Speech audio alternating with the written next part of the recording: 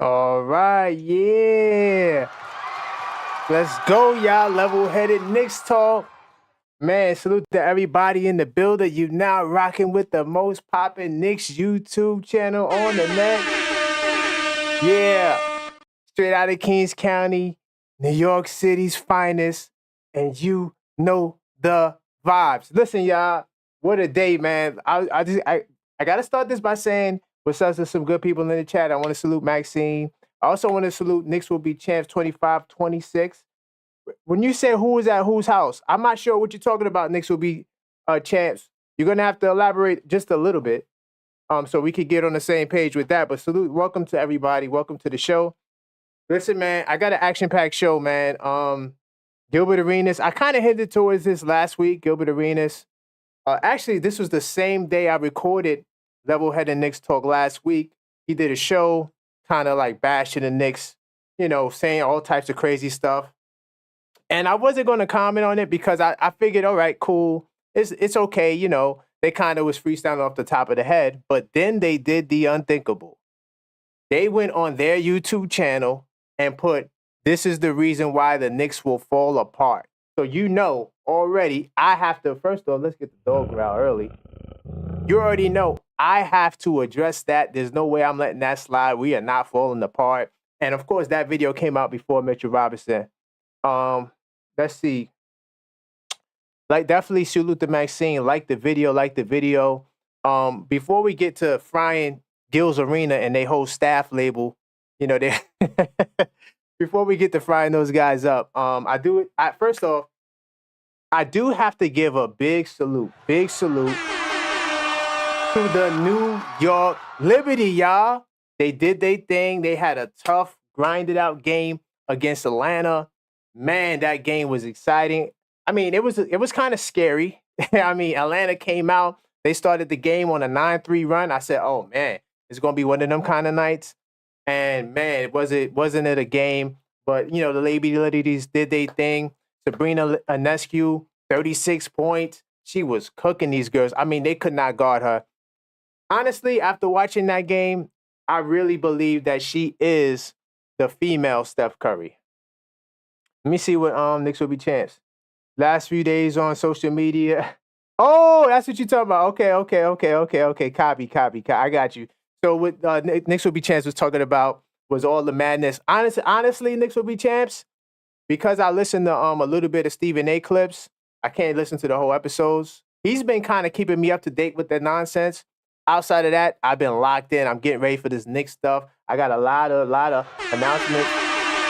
Salute to everybody. I do want to give a big salute out to J-Tap. Salute to J-Tap.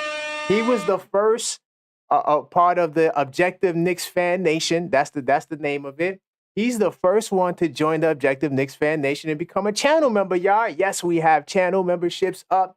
If you want to help support the channel, we have 2 tiers. I'll get into it in a second. I'll show you exactly what the tiers come with. But definitely join the channel, support the channel, and salute. I just want to give J-Tap a big salute. He came in and he joined the hardcore Knicks fan package. So I want to give a big time salute to him. I shout out the Liberties. Oh, we're close to 1,000 subscribers. The last time I looked, there was 994. You're listening to this video. We are very close to that 1,000. I would love to hit that 1,000 tonight. So if you're not subscribed and you can hear my voice, please subscribe to the channel, man. Don't forget to like this video. Don't forget to like also subscribe to my channel. and subscribe to the channel. So we can get to that 1,000 subscriber goal. That's a huge, huge milestone. I'm excited. And of course, definitely, yes, Maxine, salute to J-Tap. Definitely also, check out the shop. I got some merch up there. I will be adding more merch to the shop as the season comes along. Got a couple of more updates. I still got more stuff coming. So I just launched the memberships, right? We know we got the season coming. This week inside the New York Knicks, I think I will be doing that podcast live this Monday because I kind of want to talk about the media day. If you don't know, the Knicks media day, salute to the Knicks. The season is upon us. The Knicks media day will be at 11 a.m. on September 30th, which is the Monday, which is the day of the pod. So I will be bringing back the live pod. Oh, my God. Salute to the legend in the building, the sporting page. Thank you for that. Definitely we're gonna hit that 1K tonight. That's one of the goals, y'all. That's one of the missions. That's one of the missions, y'all. Now look, I got audio too of Gil. I'm gonna address 10 claims. Now, there's more claims, right? I got the audio. We're gonna take it claim to claim. I'm gonna get through all 10 tonight. Don't worry. But before I get to that, guys, I do want to talk about Mitchell Robinson. Now, how many of you guys watched the pod? Salute to you watched the podcast on Monday. I dropped a pre-recorded episode, and then Mitchell Robinson, the news came out literally right after I edited the podcast and scheduled it to be uploaded. And it's funny, in the podcast, I talked about the injury report, and I stated how, look, we don't have any news on Mitch, guys. Slow it down, because a lot of guys was getting a little frustrated or getting a little antsy, like, oh, what's going on with Mitch? But I said, listen, we don't have any news, right? And then, lo and behold, hours later, we get the devastating news that Mitch may be out from, it could be, I heard November, December, but I also heard January. So all of these things are preliminary. Of course, Ian Begley, salute to Ian Begley, he led the charge on this. And I want to talk a little bit about that because also, by the way, y'all, salute to Still Knicks fans, to all the people that be in the Still Knicks fans chat. Salute to y'all. We did a show this past Monday on their weekly show, Still Knicks Fans Weekly. And we talked about, a couple of different things. Like we talked about small ball last week, right? And we also talked about just how we will man the backup center. I just want to clarify a point that I made on that show because I was thinking about it. I honestly believe that Mitchell Robinson getting hurt is going to be a blessing in disguise. Why did I say that? Well, not a blessing in disguise. I don't want to say blessing. I'm going to say it's a positive thing because eventually at some point during the season, we were going to have to replace Mitch, right?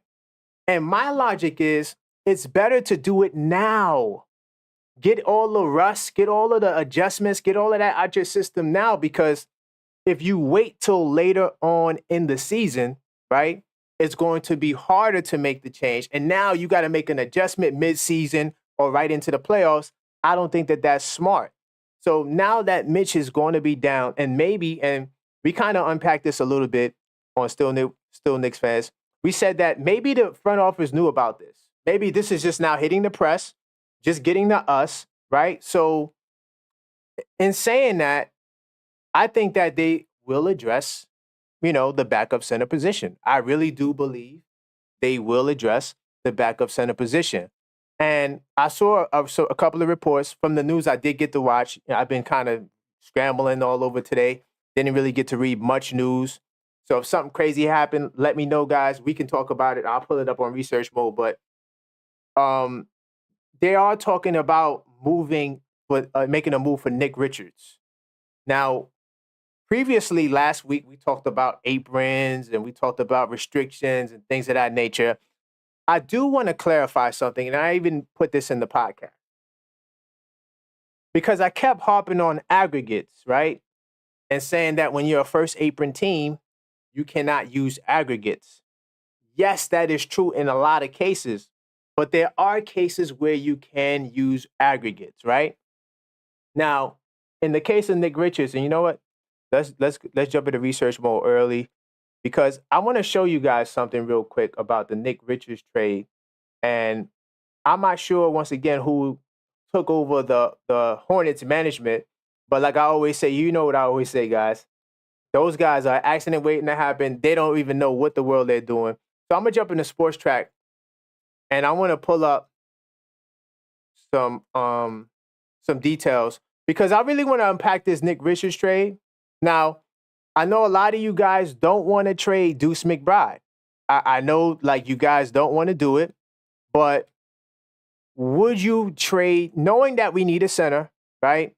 And I did see a headline. Now, I'm not putting this out there because I didn't read the article, but I saw the headline that stated that Coach Thibodeau pretty much gave I think Randall is okay in terms of updating because they asked him about his health status, and he said, I think he's okay, right? So Now that's going to lead to, I already know how it's going to go in the Knick world.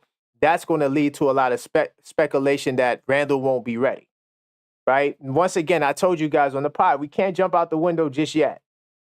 But I will say that if Randall is not ready to go going into training camp, that's going to be rough, guys.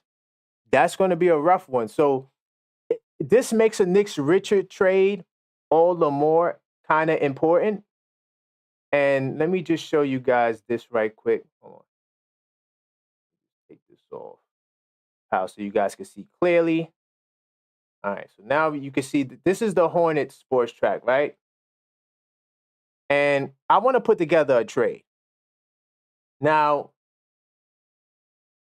they are not a first apron team, right? I don't think so. They got space.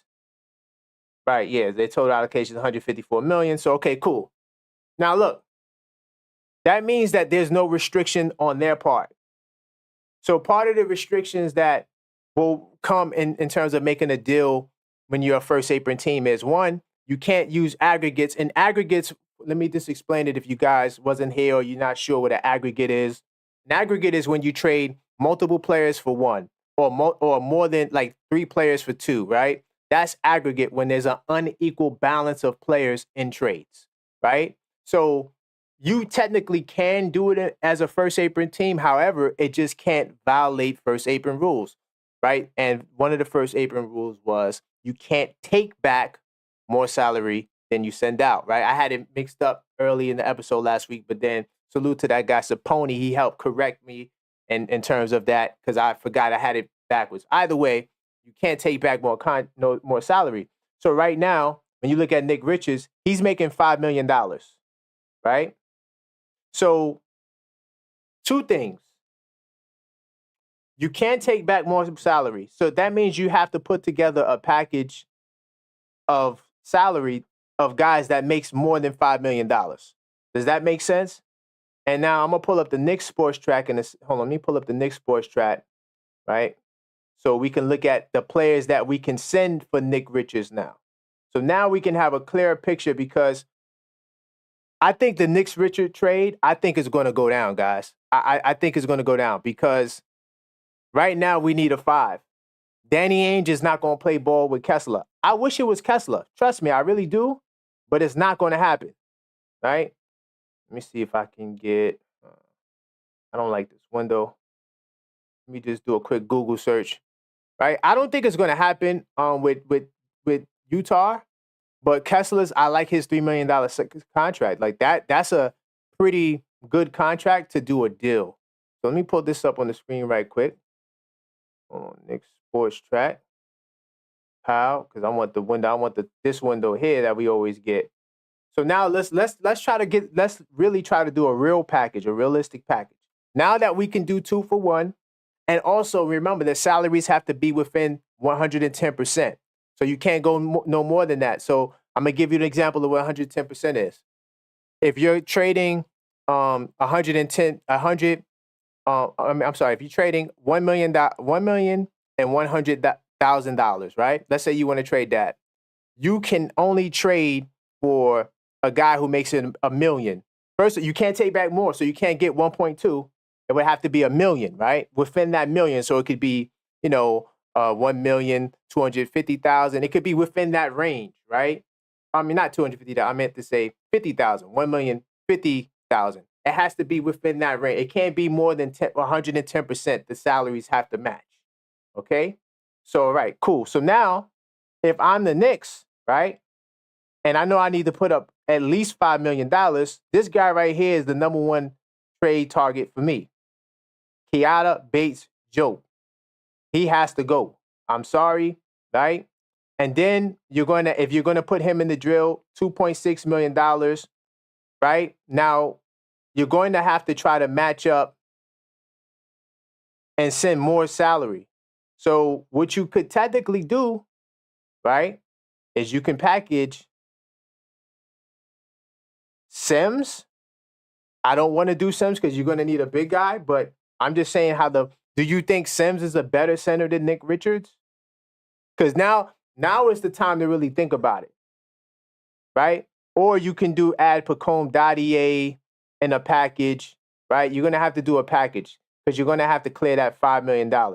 Now, if you're willing to give up Deuce McBride, I know you guys don't want to do it, but Deuce McBride and this Case Base Joe may be able to get the deal done, because if I go back to the Hornets, right, they may be able to give up. I'm not sure how they feel about Seth Curry, but if they add Seth Curry to that deal, that's a done deal. Deuce with Keita Base Joe, but Seth Curry, Nick Richards, done deal. How do you guys feel about that? Knicks will be champs. The only problem with Kessler is Ainge. That's my only problem with Ainge. So I just wanted to give you guys the correction, guys, or the update to the aggregates. It can be done. It still makes the trade difficult, as you can see. Like I said last week, whether you taking back more or sending back more doesn't matter, because it has to be within that 110%. If it's not going to be in 110%, then bam. Right? I don't want to spend too much time on this, but I did want to give a update as to the trade, the possible trade. Right? That's all I want to do. I want to give a possible update into the possible trade. Now, let me jump out of research mode. Now, it's about to get hot in here. Hold on, guys. Let me get my water.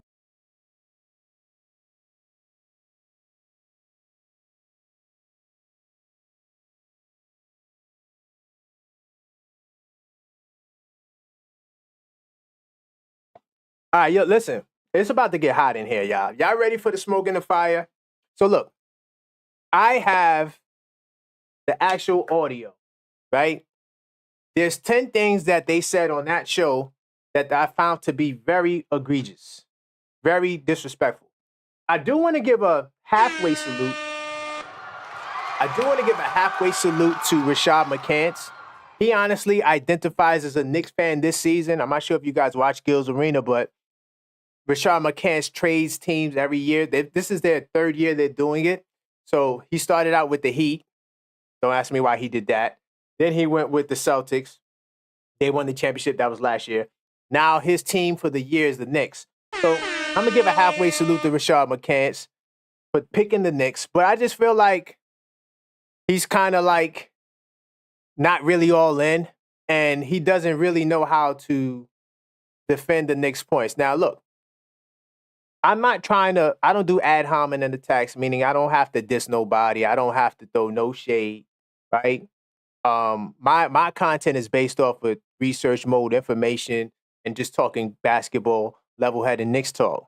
However, I will get on your claims, right? Now, these guys are NBA athletes, and honestly, I think that their podcast could become the new Inside the NBA for like podcasts.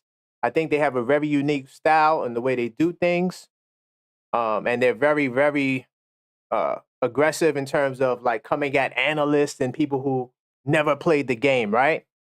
But the one thing about NBA players is that sometimes I think that they feel like because they played the game, that substitutes them from actually watching games and certain teams and things of that nature, because if they were watching the games, I don't know how they jump to the conclusions that they make. Now, I'm going to warn you guys, right? What I'm about to play is probably going to trigger you guys because it triggered me. And I was going to let it slide. But like I said, they dropped a video saying the Knicks will fall apart, right? So let me get this situated here. First off, I'm gonna put up the my fair use notice. You know, because we are allowed to do content to critique, right? So, and by the way, salute to the chat. Oh yeah, Knicks will be champs. You never thought McCants would be the most knowledgeable in the group, exactly, right? And he's been trying to hold us down, but I feel like McCants is just not that well informed, right? So I'm gonna start with the first claim, y'all. The first claim is the best lineup for the Knicks is the 3-guard lineup, which is Brunson, Hart, and Dante DiVincenzo, right? So let me just jump into the audio. And also, the main theme or the topic they were talking about was the Knicks being that will Josh Hart and Dante will they be unsatisfied, or will they be disgruntled because they have to go to the bench? That was what they were talking about. Dante, Josh Hart being upset that they have to go to the bench. So let me jump into the first claim, y'all. So let me know if you guys can hear it. The greatness. What I'm saying is your best lineup is the three guards because of how they. Hold up. You run that back. Sorry, y'all. That was the wrong clip. So let me know if you guys can hear this.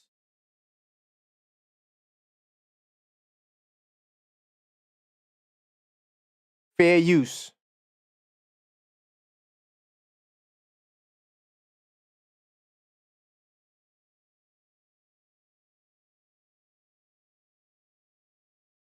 Let me know if you guys heard that. Did you guys hear that? Yeah. Okay, cool. So let me play it again. So this is the first claim, right? The first claim is that the three guards are the best, right?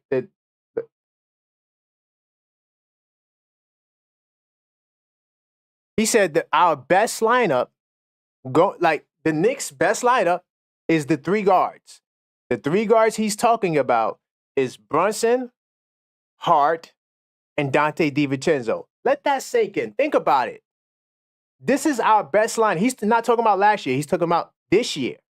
He's talking about this year because, like I told you, the main theme of the video was that these guys are going to be disgruntled, right? They're going to be upset. They have to go to the bench. Okay, I'm just giving you the context.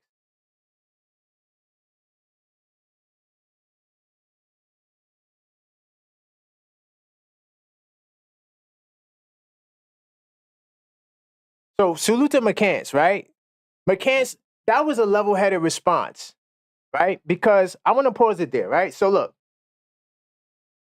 I just want to talk about the three guards being our best lineup. First off, I'm not going to allow these guys, right, to divide up Knick Nation, right? That's one. Two, we're not going to acquiesce to a false premise. Never acquiesce to a false premise, right? Especially if the person is making a claim about, something outlandish, and now you want them to pretty much defend their position. So I'm going to keep the energy right there. First off, let me just say this.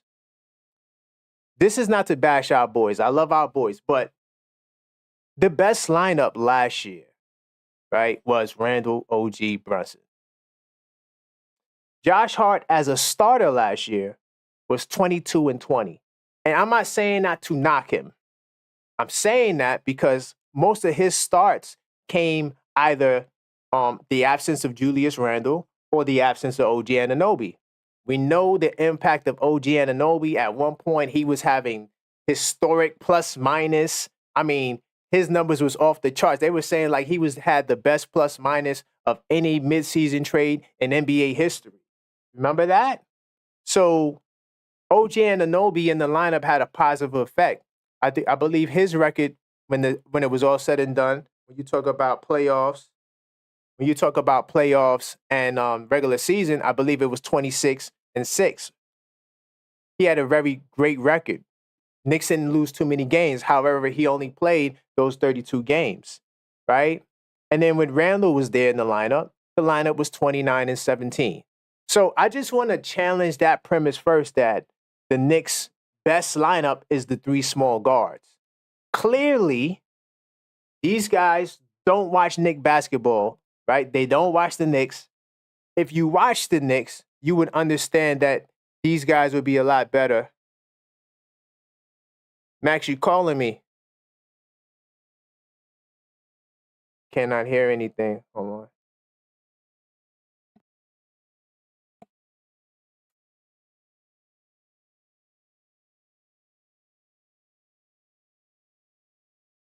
Can you guys hear me now?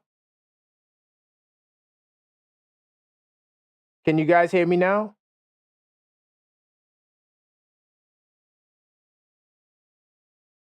Testing 1, 2, 3.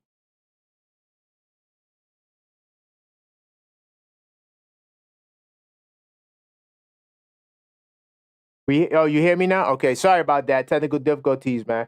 I'm just trying to play. Hold on. Let me make sure you guys can hear. the claims because you guys got to hear. I don't want to read that. You guys got to hear this. Can you guys hear this? Give it 1 second.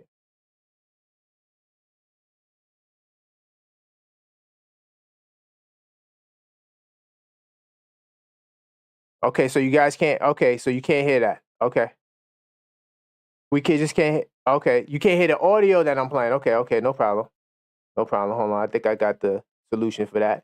Technical difficulties, right? But you guys heard exactly everything I was saying, right? Because okay, no, okay, cool. We couldn't hear the Gilbert claim. Okay, got it. Hold on, let me try something right quick. Hold on. Pow, let's see.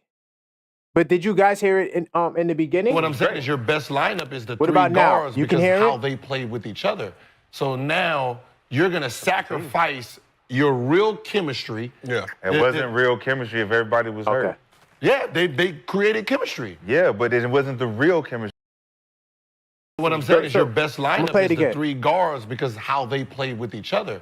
So now you're going to sacrifice your real chemistry. Yeah. It wasn't real chemistry if everybody was hurt. Yeah, they created chemistry. Yeah. So that was the point I was trying to say. Like McCants tried to dispel Gil because Gil is pretty okay. Good. Because Gil is pretty. He's like the man on that show. He kind of is like the quarterback, and sometimes those guys follow. But that's why I like Rashad McCants because his role on that show is to play antagonist. Now, the people who are on this show, you're mostly going to hear Gil because Gil is the one leading the charge.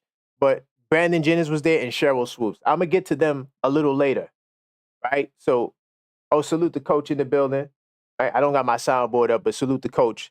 I'm trying to make sure you guys can hear these claims, right? So that's why I was saying what I was saying. Hopefully you guys understand what I was debunking just now. When I said Randall went 29-17 when he started, Josh Hart went 22-20 when he started. It's not to bash Josh Hart. It's just that a lot of those games Josh Hart started was when OG wasn't in the lineup, right? Right? And then he talked about chemistry. How is that the best? He went to chemistry because we know that the lineup is kind of new still with Randall, OG, and Brunson. They only play 14 games. That's why he went to chemistry. But at the same time, the numbers still show, even it's a shorter sample size, when you look at the numbers, right, it just shows the effectiveness of having those guys there. So that's the first claim, y'all. I'm going to move to the second one. Let me know if you guys can hear the second claim. So to all those that just joined, we about to get on Gilbert Arenas. Also, if you just joined, two things. We're getting close to the 1,000 subscriber mark, okay? So we're getting close to the 1,000 subscriber mark. If you're not subscribed, hit the subscribe button. Last time I checked, we were 994. I don't know what it is now. I don't want to check it again until it's 1,000. So hit the subscribe button. So when I do check it, we know it's 1,000. Now, I'm going to jump into the second claim, right? Oh, but before I do that as well, I want to let you guys know we did launch channel memberships, right? It's called the Objective Knicks Fan Nation or Objective Knicks Fans Nation, right? And, get a chance to join it. I will, in a second, I'm going to pull up the exact perks and stuff like that I showed to you on the screen. We have two packages. We got the Hardcore Knicks Fan. We got the Starter Knicks Fan package. So definitely join the channel as well. The three guard lineup was very incoherent during stretches of games. True. And look, I don't want to, while I'm challenging Gil, I don't want to put down our guys, but we have to be real.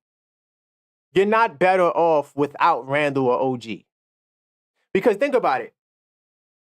If the logic is the best chemistry and the best lineup is the three guards, then okay, so we're going to start the three guards and bench Randall or OG. I guarantee you those three guards would say, no, we're not doing that. Them themselves would say, no, we're not doing that. Okay?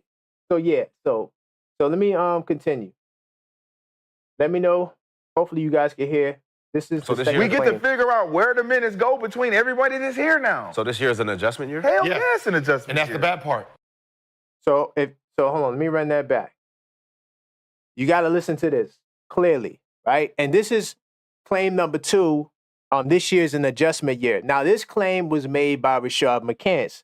See, when you're having a debate or even a discussion, I'm not going to say it's a debate, but they're, going at it in terms of points, you don't acquiesce to false premises. You allow them to fall on their own sword. So then he makes this claim here. We get to figure out where the minutes go between everybody that's here now. So this year is an adjustment year? Hell yes, an adjustment year. Okay, he said, hell yeah, this year is an adjustment year. I'm going to show you why I disagree with that in a second. Let the clip play. Bad part. That's a bad because now it is a bad part, but it's still a bright spot because we got so much talent and everyone's healthy. But the coaching, think about it. Some coaching, it's easier for Tibbs to now he has to now come up with an actual game plan. Now he has to sit there and say, all right, sub Josh Hart. Josh Hart, come sit down. So I'm going to stop it there. So look. So a couple of things were said in that clip, right? First off, every year is an adjustment year. I don't understand why saying that the team has to make an adjustment would be a negative to kind of confirm their point about Josh Hart and Dante going to the bench, when in reality, it really is just Dante going to the bench because Josh Hart was a bench player. He was on the bench for half the season, right? But when you go back and you look at it, right, why is that the highlight, right? The reason why it's the highlight is because, he's grasping at straws, and the points that they're making are just not strong points when you really analyze it. Because he says that it's going to be easier, or it was easier for Coach Tibbs to coach last year by playing guys 48 minutes, 46 minutes. But what he fails to realize is that the adjustment was playing the guys 47 minutes. Why? Because in the playoffs, right, we only had one starter that started the season available on the roster. Everybody else, Hartenstein, Dante, Hart, those guys were coming off the bench. We only had one starter in the playoffs that started the season. To start the season, right? This is what I'm saying. They don't watch Knicks basketball. Right? So now I have to come in here and I have to really drop the facts, right? At the start of the season, right, there was uncertainty at that 2-guard spot. I did a video on this channel. And when Grimes was named the starting 2-guard, I said, wait a minute. We should consider going with, Josh Hart, Dante, or Quickly at the time was on the team. I think they were better options than Grimes. Then eventually Grimes got taken out of the lineup. And then Dante took it over, and it was his ever since. But there was uncertainty there. There was actually a position training camp battle to see who that 2-guard spot. This year coming into the season, by the way, this clip is before Mitch got hurt. But this year coming into the season, there is no position battles in terms of starters. We know who our starters are. Last year, we had one position battle. This year, there's no position battles, right? And of course, we got to get Mikal Bridges acclimated into the team. Just like last year, we had to get OG Anunoby acclimated to the team. By the way, there was plenty of adjustments made because there was 2 big mid-season trades. You traded R.J. Barrett, a starter, for another starter. That's a major adjustment that has to be made, right? And then you also got Bojan and Burks in the trade for Quentin Grimes, for a guy who started and was getting good, solid minutes in the rotation. So then you had to really alternate your rotation, switch your because of the injuries. Coach Tibbs had to do the most probably adjustments he ever had to do in his career. So when I hear Gilbert Arenas and these guys say this, we get to figure out where the minutes go between everybody that's here now. So this year is an adjustment year? Hell yes, an adjustment And that's year. the bad part. That's a bad because now it is a bad. So he said that the adjustments that has to be made this year is a bad part. How is that a bad part? Realistically, it's only one guy that has to be acclimated into the system right now, unless we do another trade. Mitch went down. Maybe there things changed at the 5. Who knows? But right now, it's really just Mikal Bridges that has to be acclimated into the system, right? Whereas opposed to last year, there was changes made into the lineup. Unless there's injuries, there will be no changes to this lineup. Let me see if you guys are feeling what I'm saying right now. I like Gil Times, but he takes off the fanboy babble. You know what Knicks will be champs? It's for clicks, yo. It really is for clicks. Now that I see the way the game works and the way these narratives are going to change, because now the Knicks are a good team. But they're waiting for the Knicks because they see the Knicks as an accident waiting to happen. That's the reality of it. They see us as an accident waiting to happen. So, you know, they're trying to find these angles, right? And ways to divide and conquer, like what they're doing to Boston. Boston, you know, they have a really good team, right? But now you have all these storylines in the media that's just crazy, right? From Jaylen Brown winning the Finals MVP, right? And then asking Tatum, how do you feel? How do you, as a reporter, you got to think about it. It's calculated. How do you, in the middle of a celebration, ask a question that can cause some sort of dissension? Maybe Tatum wasn't even thinking about the fact that he didn't win the Finals MVP. Or maybe he was feeling some type of way about it. Now you ask him that question on national TV so the world can see it, right? Even when they gave Jaylen Brown the Finals MVP, he's pointing at Tatum like, yo, we did this together, because it was awkward. The whole scenario was awkward. So we see what they did to Boston, right? They're going to do these things to us too, especially as we do well. The better we do, the more you're going to see stuff like this, right? The Knicks are going to fall apart. But I'm here to address it, man. Like, I am not going to let this stuff slide. Let me see. The fact that almost all our players operate off the ball makes adjustments easier. Facts.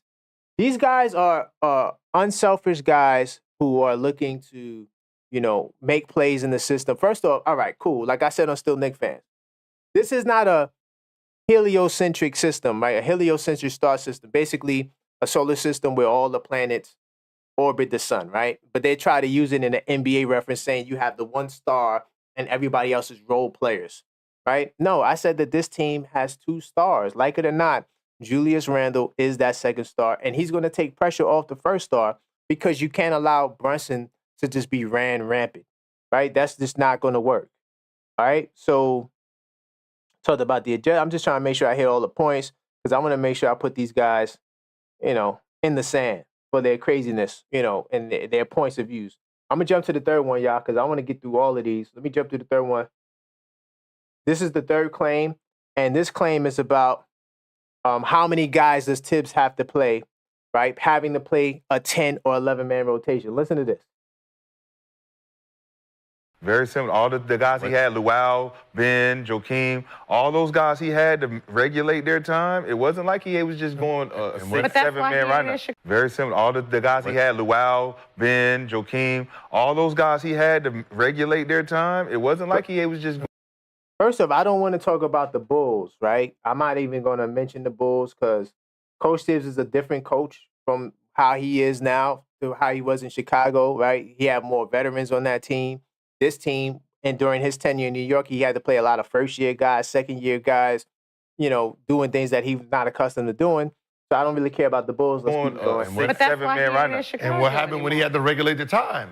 At the nine-guy rotation, That 9 guys he took him as far as he could take him, but they didn't have no star.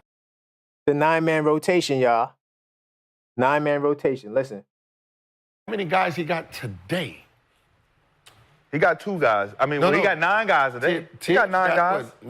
Does he? Yeah. Damn near a 10-man row. Because remember, everybody coming back. You still got damn Deuce near- guys. You got 10, 11-man rotation now. Let's look what.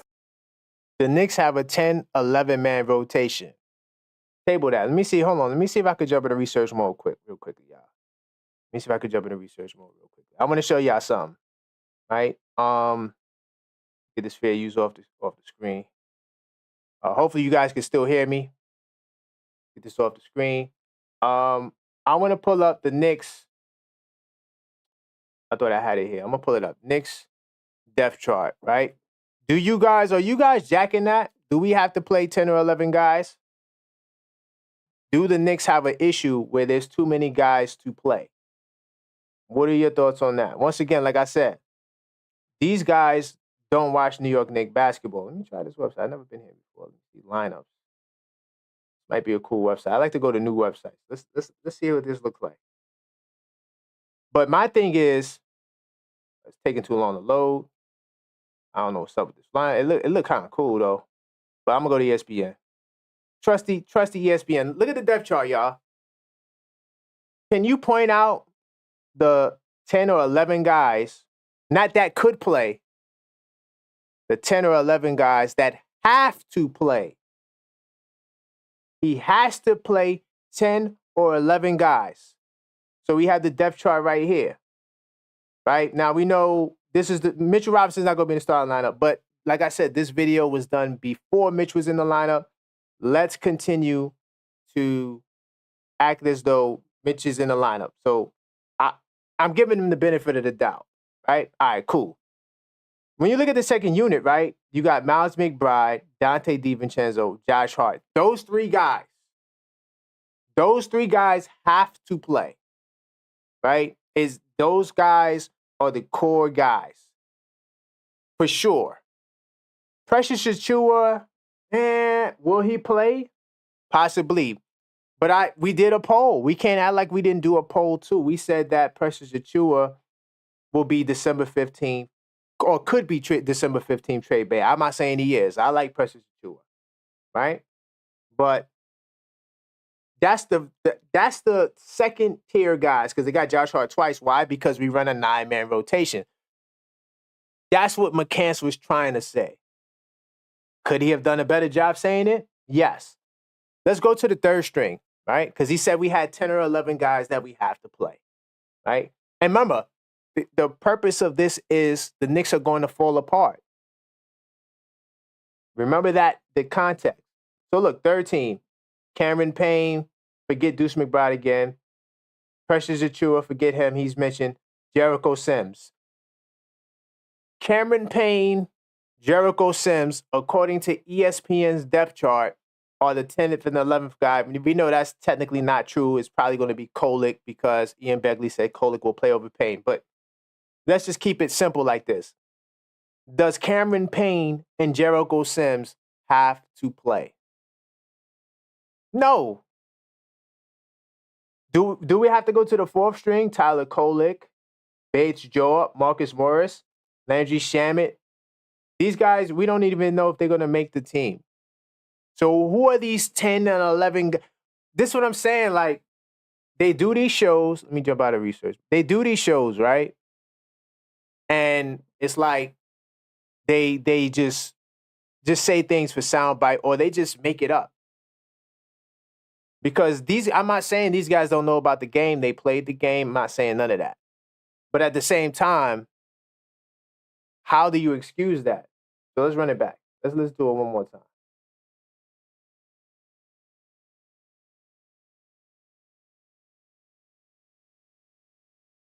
If it wants to play, hold on. Very similar. All the guys he had, Luau, Ben, Joakim, all those guys he had to regulate their time. It wasn't like he was just going a 6, 7-man lineup. And what happened when he had to regulate the time?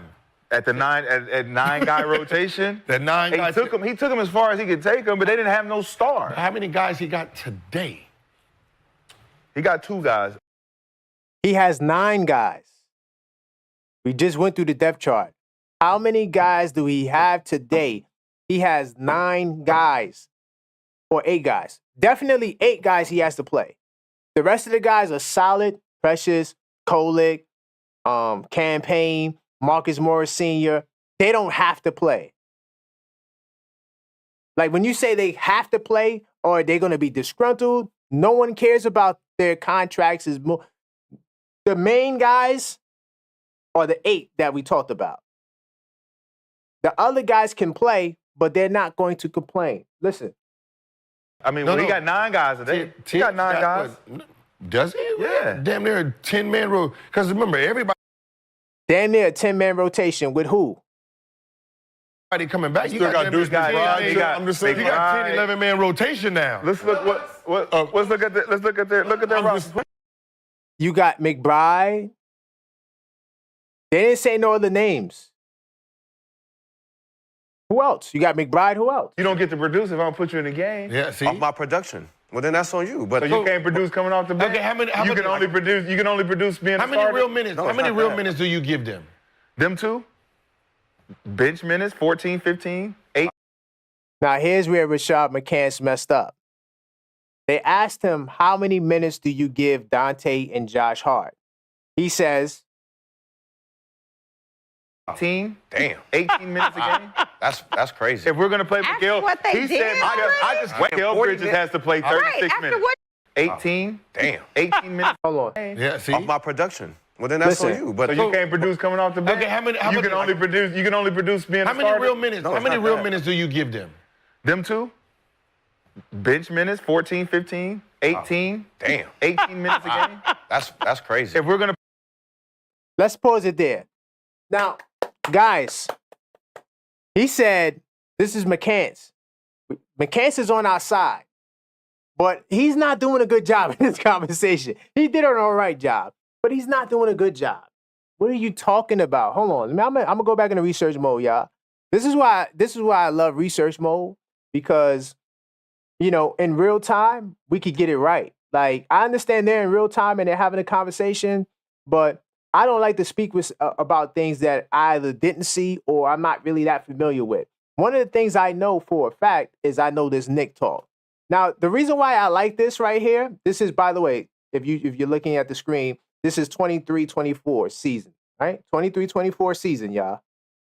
So look at all the players we got on the team. It's a lot of people because we made a lot of trades. But I want you to look at the minutes, right? Emmanuel Quickly was our sixth man. A lot of people speculate that Dante DiVincenzo will be our sixth man. Emmanuel Quickly played 24 minutes a game. And honestly, if I really want to double down, I think that was like a low for Emmanuel Quickly. Because if you go back to the previous seasons, he was getting 28 minutes a game, right? He did have 23 minutes here, but in 23, he was getting 28 minutes a game. Mind you, also in 23, who else was on the team in 23, y'all? Hold on, let me see if I can pull it up. Who else was in the team right quickly? Who got the most minutes off the bench in 23? It was Quickly and who else?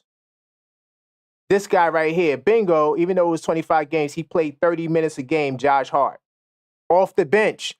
So they had two guys that played 30 minutes, okay, and 28 minutes, right?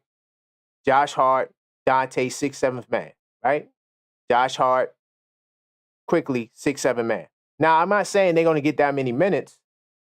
I think that realistically, the minutes they're going to get is more similar to this here.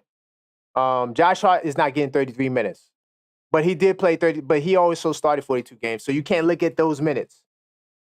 But Josh Hart, I think the 28 minutes and the 24 minutes, right? I think that's a realistic. By the way, for the season, 63 starts, Dante averaged 29 minutes a game. What are we talking about? What are we talking about?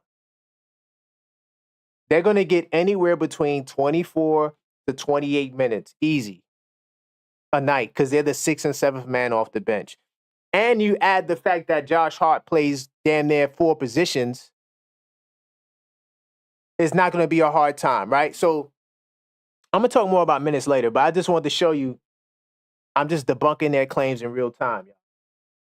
Let me see if there's anything else before I move to the next. This is the claim 3. I'm going to start moving a little Well, then quicker. that's on you. But So you can't produce coming off the bench? Okay, how many you can only produce being how a many starter? real minutes? No, How it's many not real bad. minutes do you give them? Them two? Bench minutes, 14, 15, 18. Damn. 18 minutes a game? That's crazy. If we're going to play That's Mikal, what they he did said already? I just wait. You can't- I just went He from said playing Mikal 40 Bridges has to play 36 Right, after minutes. what He they've just- done already, and he- they've shown you what they He can just do. said Mikal Bridges has to play 36 Yes, minutes. yes. OG, who's he? He's not going to. What is Cheryl Swoops talking about, y'all? Yo, listen, hold on. I got to say this, y'all. I got to say this. Now, look, I'm a diehard Liberty fan like I am, you know, a diehard Knicks fan, right? I was rocking with the Liberty since 97, first game. I kind of fell off because, you know, my heart got broken. Too many parallels to the Knicks, you know. But they were better than the Knicks because they were getting to the finals. They got to the finals like 4 times the first 4 seasons, right? So Cheryl Swoops was an op. She was a rival. But I respect her because she's a legend.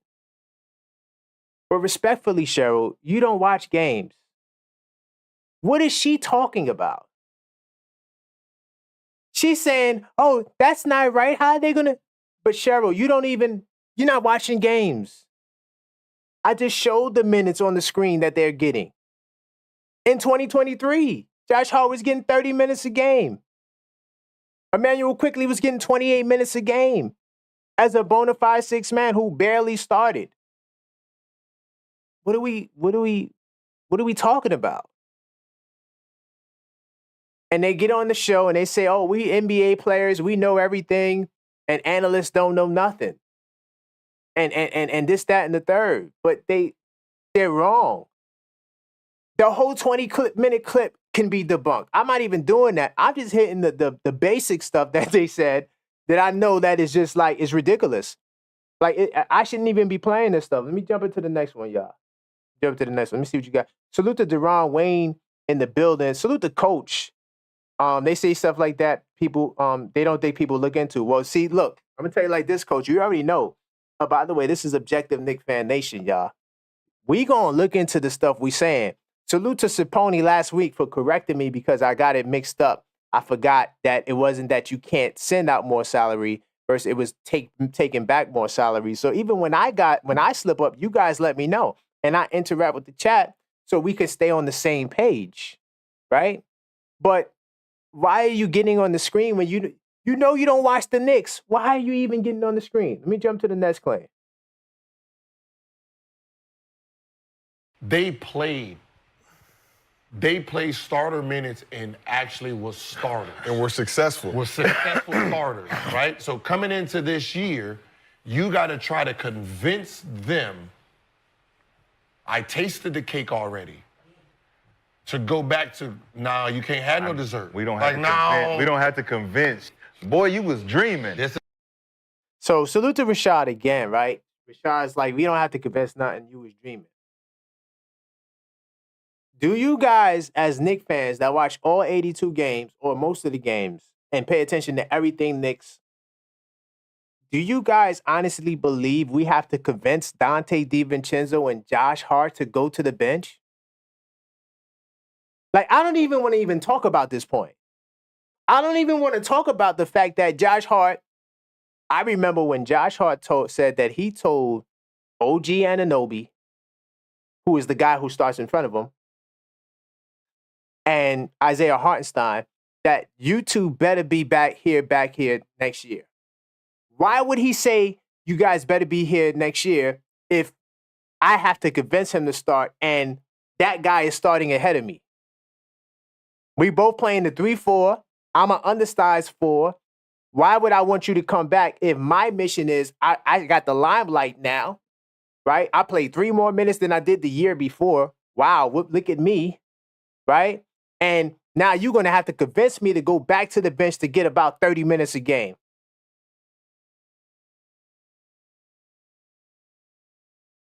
Yeah, I'm not even going to spend too much time on this. And then he said that if Dante was a free agent, he would get $150 to $200 million. Let me say this. Dante DiVincenzo was signed to be a backup player. He was never promised a starting job. What they did probably tell him was you can compete for the starting spot. But when you look at his salary, he's not making starting guard salary. Right? When the season started, he was not a starter. He wasn't. Why would I have to convince that same guy to go back to the bench? And by the way, this is his boy. It's not like he's starting for a dude that he don't like. They all friends. When the trade happened, what was the first thing they did, y'all? They all 4 was on the FaceTime, and then it was confirmed on the Roommates podcast that Josh Hart leaked the photo. What are we talking about? Let me go to the next one, y'all. This is claim number 5. We did 4 claims. Claim number 5 is what honestly should have led to this clip not even being in existence. Look, check this out.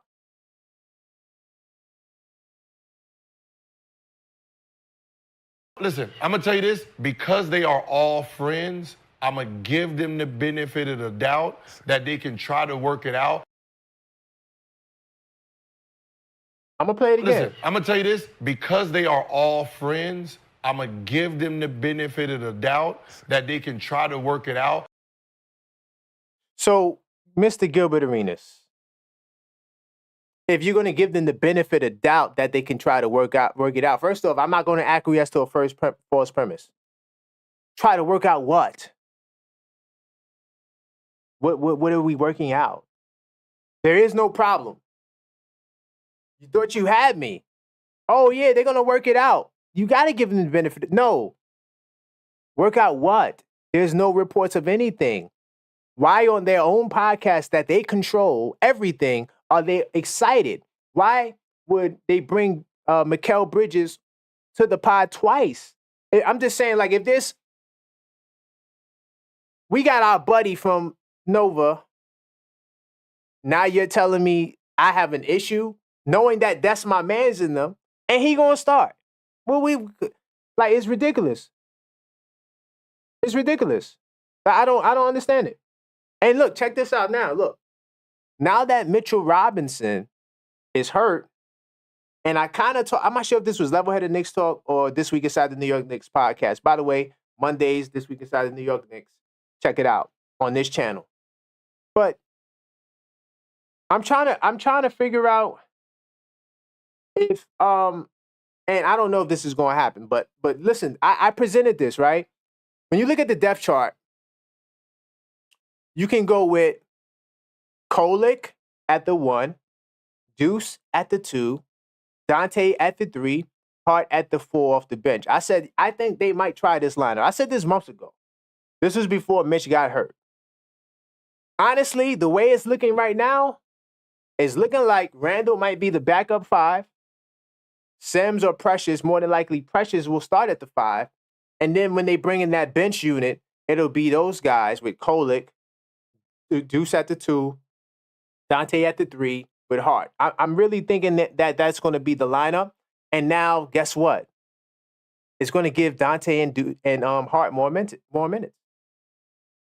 I'm not saying that that's going to happen, but I'm just saying that I can see Coach Tibbs trying to angle that in because they like Tyler Kolek. Remember, Ian Begley was very high on that, saying that they like Kolek and they wanted him to be the backup point guard.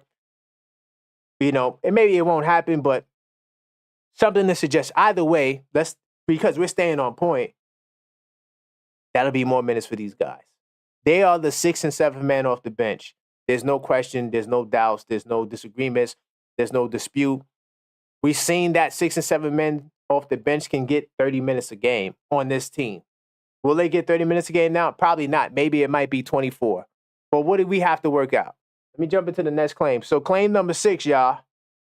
Claim number 6 is Coach Tibbs is on the hot seat. Before I get there, let me talk to the chat for a little bit. Salute to the chat. Knicks will be champs campaign. Hold on. I'm only seeing my mods right now. But he says that campaign isn't going to leapfrog Deuce for minutes. Nobody in the top 8 are in danger of losing minutes. Facts. There's nothing to work out. Right. Bridges is literally the only new. Thank you. Thank you. All the other guys are in reserve roles. They're not in the rotation. I'm glad that you guys are rocking with me and, backing me up on this. I'm going to jump to the next claim. Remember, Tibbs is on the hot seat. Let's listen to this. But Tibbs is going to be on the hot seat because you cannot, in no human behavior, give him all buffet, all you can eat. Mm-hmm. All you can eat, and then say, oh, no, we're going to do a 2,000 calorie diet. Oh, hell no. No, that's not how this works. No, you better open up the buffet. You hear Cheryl Smoops? She's just an ad-lib. Like, she doesn't even know what's going on. Like, what is he talking about? We already showed it in the other claims that I debunked that these guys are going to get minutes. First off, I'm going to tell you when Coach Tibbs was on the hot seat. And if you watch the Knicks, you would know this. Coach Tibbs was in the hot seat last year. I'm going to tell you the exact moment Coach Tibbs was in the hot seat. When the Knicks started off, bad, they had a losing record early. Hold on. Let me see if I can get that right quick. The Knicks had a losing record early in the year. I have my schedule right here. And it was looking kind of shaky, right? I'm tell you right here, I got it right here. See, I keep look, I'm on point, y'all. In my little file cabinet, I got it right here. So look, this is when the Knicks was on shaky ground, right? When they were like 5-5, because he went to Dante kind of early in the season. They were like 8-6. They were barely hovering over 500. And then he makes the tweak, and then we start winning games, and then we start struggling. It was kind of like a ebbs and flow kind of thing. And then once we got OG, it took off to the moon. But that early part of the season, when we got to like 5-5, 8-6, and we wasn't breaking through, we was like middle of the Eastern Conference. If we would have stayed there, especially post the RJ Barrett trade, and let's say OG comes and we don't get any better, Coach Tibbs doesn't, because that was his extension year. You don't get a 3-year extension, right? And then entering the year where you sign the extension, now you're on the hot seat. It don't work like that, bro. But these guys don't watch the Knicks, so they don't know the Knicks. Even the year before last year, when they went 10-13, that was the 2023 season. That's when Tibbs was on the hot seat, but then he made the tweet. He took Fournier out the lineup, and then, boom, they just took off from there. So what are these guys talking about? I'm going to skip past Coach Tibbs. I don't even want to talk about Coach Tibbs too much, but I'm moving fast now. Look, claim number 7, right? He has to put the Nova Knicks out there. Listen to this claim. That's why they want to play. They want to play Julius Randle at the 5 because they got to try to figure out how to play these guys who were successful last year. The crowd is going to call for it. Yeah. When you out here starting off, they're going to be calling for the Nova Knicks. Your job. That's why they want to play. Hold on. Listen. They want to play Julius Randle at the 5 because they got to try to figure out how to play these. So hold on. He said that they have to play Julius Randle at the 5 because they have to figure out to play these guys. We talked about this on the pod, and we talked about this on Level-Headed Knicks Talk. The reason why Tibbs says he wants to play at the 5 has nothing to do with the Nova boys, right? It has everything to do with exploring how to deal with the backup center, which Coach Tibbs said it might be a backup center by committee. But he doesn't know that. Why? Because he does not pay attention to what's going on with the Knicks, right? And he has no idea that the Knicks does not have another 7-footer on the lineup outside of Mitchell Robinson that everyone feels 100% comfortable with. So he thinks that the reason why they went to the small ball lineup is to give Hart and Dante more minutes. I said that in the previous claim that, yeah, now because Mitch gets hurt, now they might get more time, but that's not the reasoning. Guys who were successful last year. The crowd is going to call for it. Yeah. When you out here starting off, they're going to be calling for the Nova Knicks. Your job. This is the worst. They got T-shirts already. So hold on, y'all. So if we're down, let's say we're at the Garden and we in the crowd and the Knicks is down, are y'all going to be booing because y'all not going to get the Nova Knicks? Because that's what he's trying to say. Look. This is the worst position. Yeah. As a coach, I don't like this position. Yeah. I love my team. Yeah. No doubt. And all this I got, but I have no room for because there's a group that this arena fell in love with. I like serious. Come on, man. Yep. Salute to McCann's trying to hold it down. That same cheer can happen with them. How about this? Hey, you don't have to start them to that. Yep. If the starting 5 of Brunson, Bridges, OG, Julius Randle, and Mitchell Robinson, if they go down 3 minutes a game, 0-10, what's the crowd doing? They're going to boo profusely. And boo, right? And who they calling for? I would say the Nova Knicks. The Nova Knicks. Hold up, y'all. So look. We down 0-10 in the first quarter. Think about this, y'all. We down 0-10 in the first quarter, and the fans are going to start booing because they want the Nova Knicks. Do you guys feel that? I mean, if the fans boo, typically the reason why Knicks fans boo is because you're not a good team. One, like if you're not playing on a good team, the Knicks we're not giving you no rope. But typically when you have a good team, the fans are not as quick to boo. Now, if also we boo because guys are not going hard. Perfect example, the whole Julius Randle incident. I don't even want to revisit it. The whole thumb down, boos. Okay, cool. Quentin Grimes, I think, got some boos as well because he wasn't playing well, right? But if the team is doing well, they're not getting booed like that.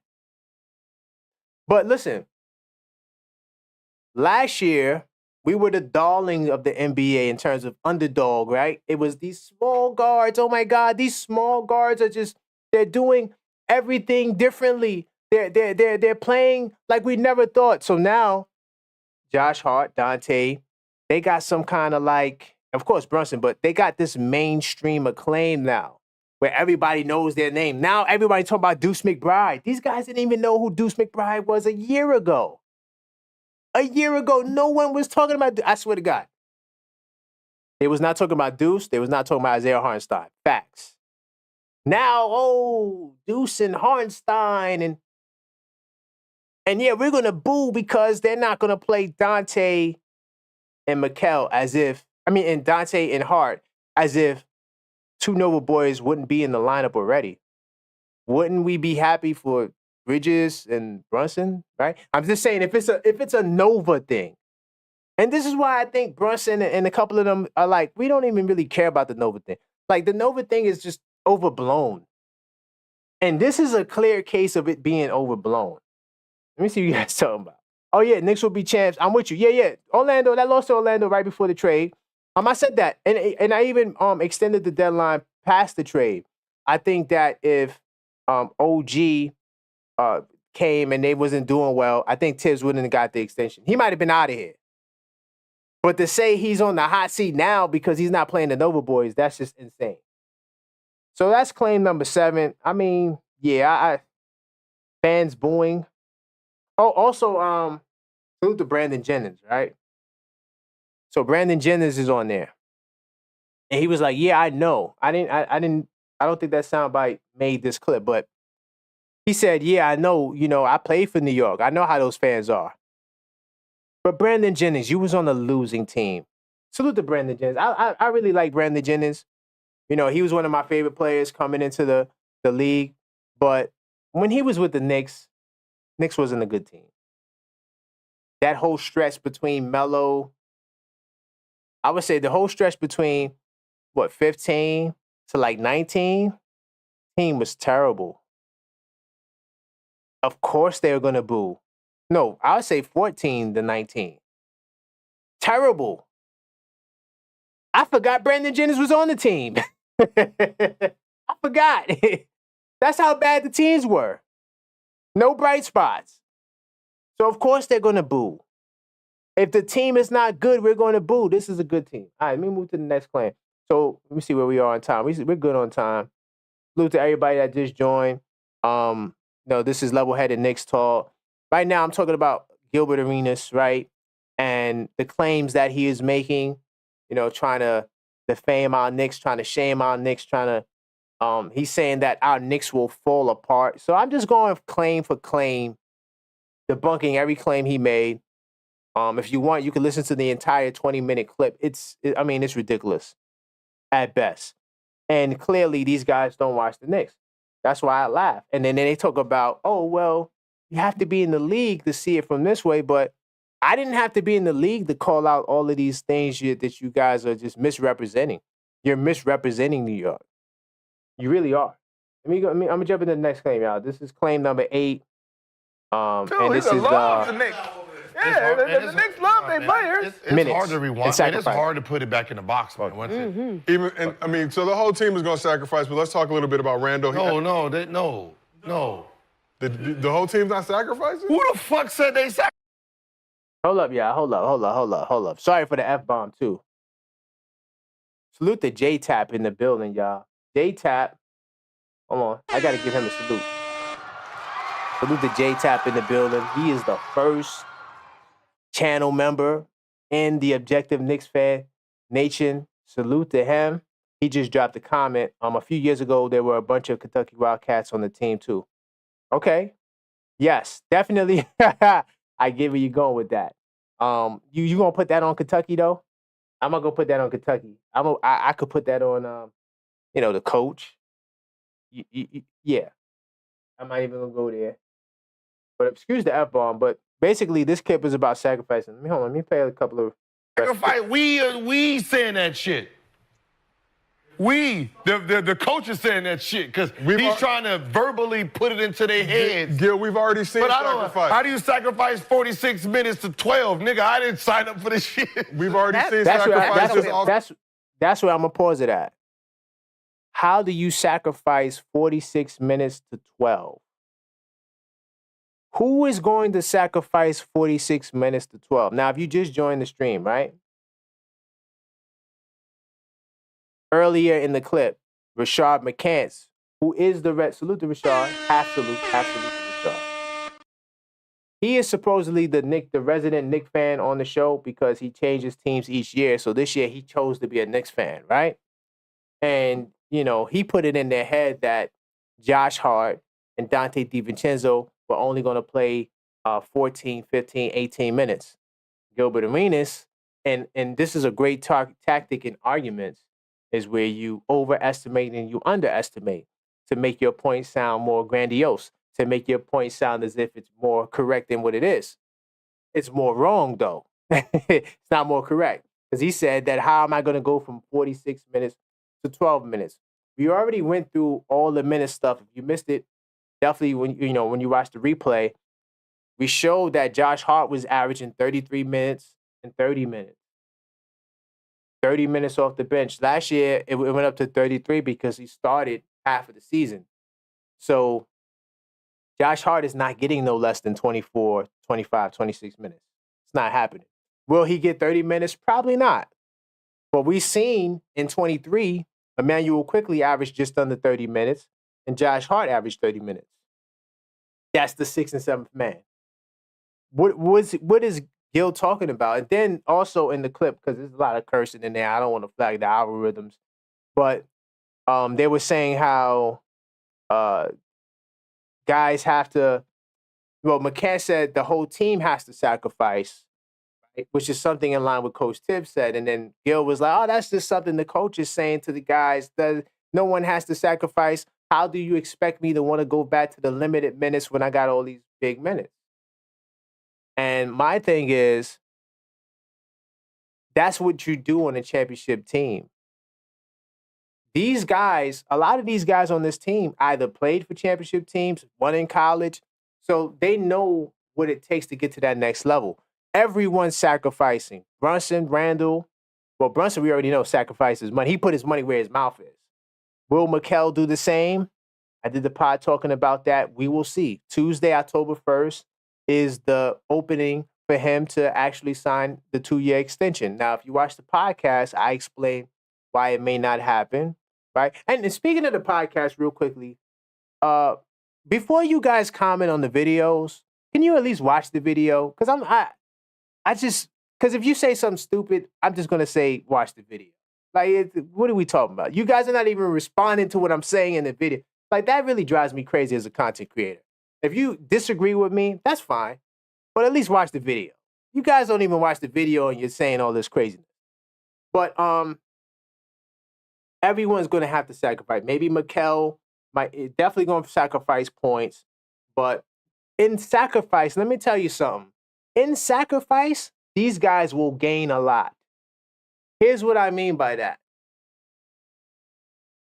Brunson may have to sacrifice 2 to 3 points. So he'll go from about 29 to about 26. That's not a big drop. But you know what I think Brunson can do? I think he can up his assist. He averaged around about 6.7, about 7 assists. He could easily get that up to 9 a game. If he scores less points but get more assists, I don't think that really puts a dimmer on his light. I think it actually makes it shine brighter because it shows that he's willing to sacrifice his game, but also enhance another part of his game. Same thing with Julius Randle.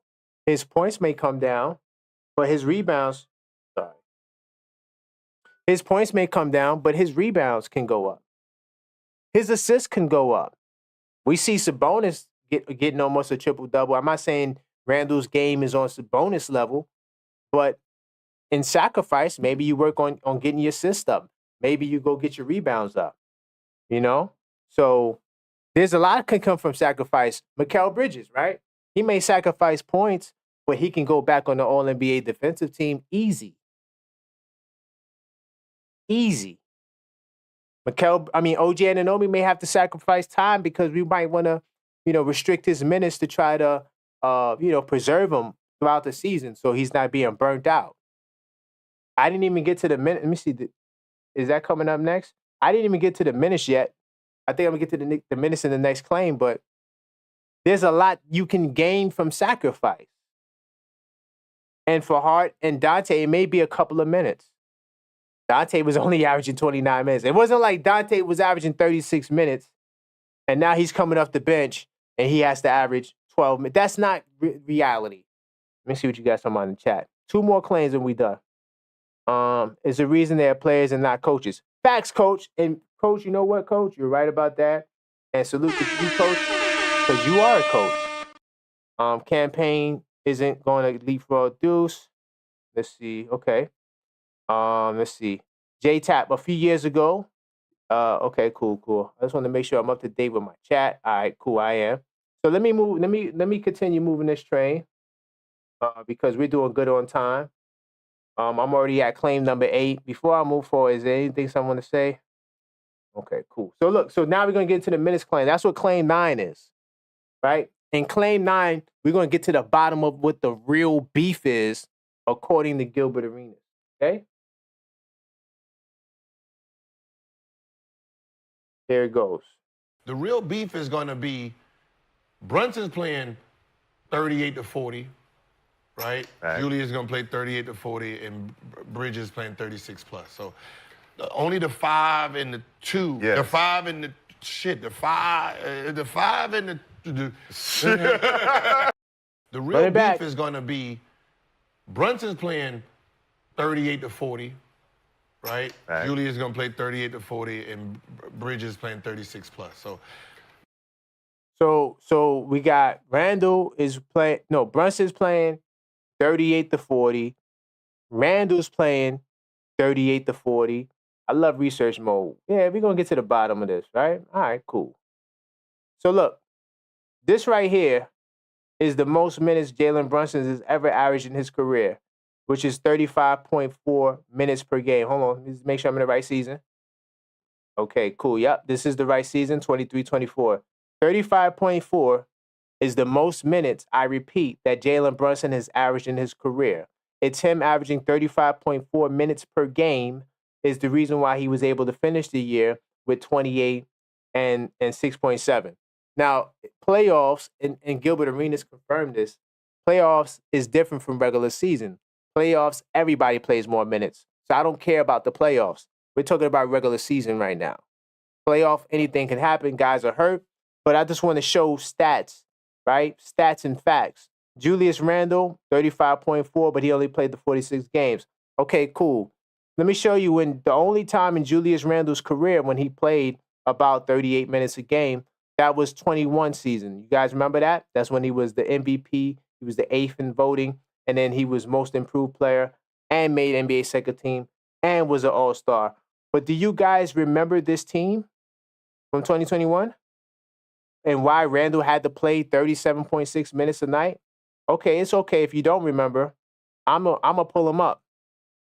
Let's go. We in research mode, right? So we're going to go to the 21 team. And we're going to see who's on that team. A lot of you guys remember because it was only a couple of years ago. But I just want to show you why Randle had to play that many minutes, right? So here it is. 24 game, 10 rebounds, 6 assists. Amazing numbers, by the way, from Randle. But he had RJ on his team who averaged 17 a game, right? No other player on this team averaged 20 points, right? Of course, you had Derrick Rose, who was solid, but Derrick Rose only played 35 games, right? Remember, because he came midway in the trade, right? And Derrick Rose was the man off the bench when he played, right? Sorry, my alarm keeps going on, right? So that was the leading scorers on this team, right? The top 3 leading scorers. Now, Alec Burks also had a solid 12.7, right? Okay, cool. That was his team. Then he had Alfred Payton, right? A younger Emmanuel Quickly giving him 11 in 19 minutes. This team is nowhere near on the level of our team now with Brunson and these guys. That's the only reason why Randall played this many minutes. And then if you go back and you look at it, I'm back on Randall's stats. Look at his numbers post 2021. 2022, we know that was the down year, right? So in 2022, right, he was averaging 35 minutes, back down to the normal range of minutes that we're used to, right? Okay, cool. Right? Let's make sure. All right, so cool. Now, then when you get to 2023, he was averaging the same minutes. He's been around this 35.5, 35.3, 35.4. Why does Randall now, when we add Mikal Bridges, why does he have to play 40 minutes again? That's why. You know why? Because these guys don't watch the Knicks. They really don't know what the world they're talking about. And I'm trying to be respectful, but it's a fact. I can pull up OG's minutes and stuff like that. Mikal has never played that many minutes in his career, too. He played it in his short stint with the Nets, right? But we also know that in his short stint with the Nets, right, it was only, 25 games. Remember, he was averaging like 26 a game? That was like maybe, 30 games, right? But when you look at his numbers for the whole year, it was about 20 a game and 35 minutes. So Mikal, his max is 35 minutes, right? Why do we assume that these guys are going to play more minutes than what they played, especially when they're coming from teams that are way worse than what we have now? So this is what I'm talking about, sacrifice. There's no reason for guys to play 40 minutes in a regular season. That's just not going to happen. Randall was the last one to do it, and I showed you why. OG Anunoby is another guy, and that played. He had a stretch where I'm gonna pull up OG just to be accurate. So OG Anunoby, I'm gonna pull him up really quickly. Even last year, remember his tenure with the Knicks? He was just under 35 minutes a game, 34.9. Okay, cool. Oh, sorry. Let me get the overlay back. Let me take this off. Sorry, y'all. Had the fair use up. My bad. My fault. So OG Anunoby, right? And I'm not in research mode. I'm just going to read it out. OG Anunoby played 36 minutes in 22. Remember, that was the year he got hurt, right? And then he also had played 35.6 minutes. This was 2023, that one year where he was strong and he made All-NBA defensive team. So when you look at OG's career, and I talked about this before, he's better when he plays less minutes, right? He's more durable when he plays less minutes for the most part. So I think that he's going to get less minutes as well. So what is this, these guys having to get 36 minutes? Doesn't make any sense. Doesn't make any sense. I'm going to jump into my last claim. The last claim is, hold on, before I get there, let me make sure I said what I had to say. Yeah, Rashad didn't really have much defense because he was basically co-signing because Rashad doesn't know enough to co-sign or defend or whatever. So he's just going to go with the flow at times because he just became a Knicks fan. And last year he didn't really care about the Knicks. So if you don't watch the Knicks, but here's the last claim is actually the most laughable. Sporting Page says, no offense to Gil's Arena, but the panel on there are not a representation of winning basketball. Ooh, everyone knows what guys like Jennings and Arenas was about. You know, yeah, I wasn't trying to make it personal, too personal, but that's a great point.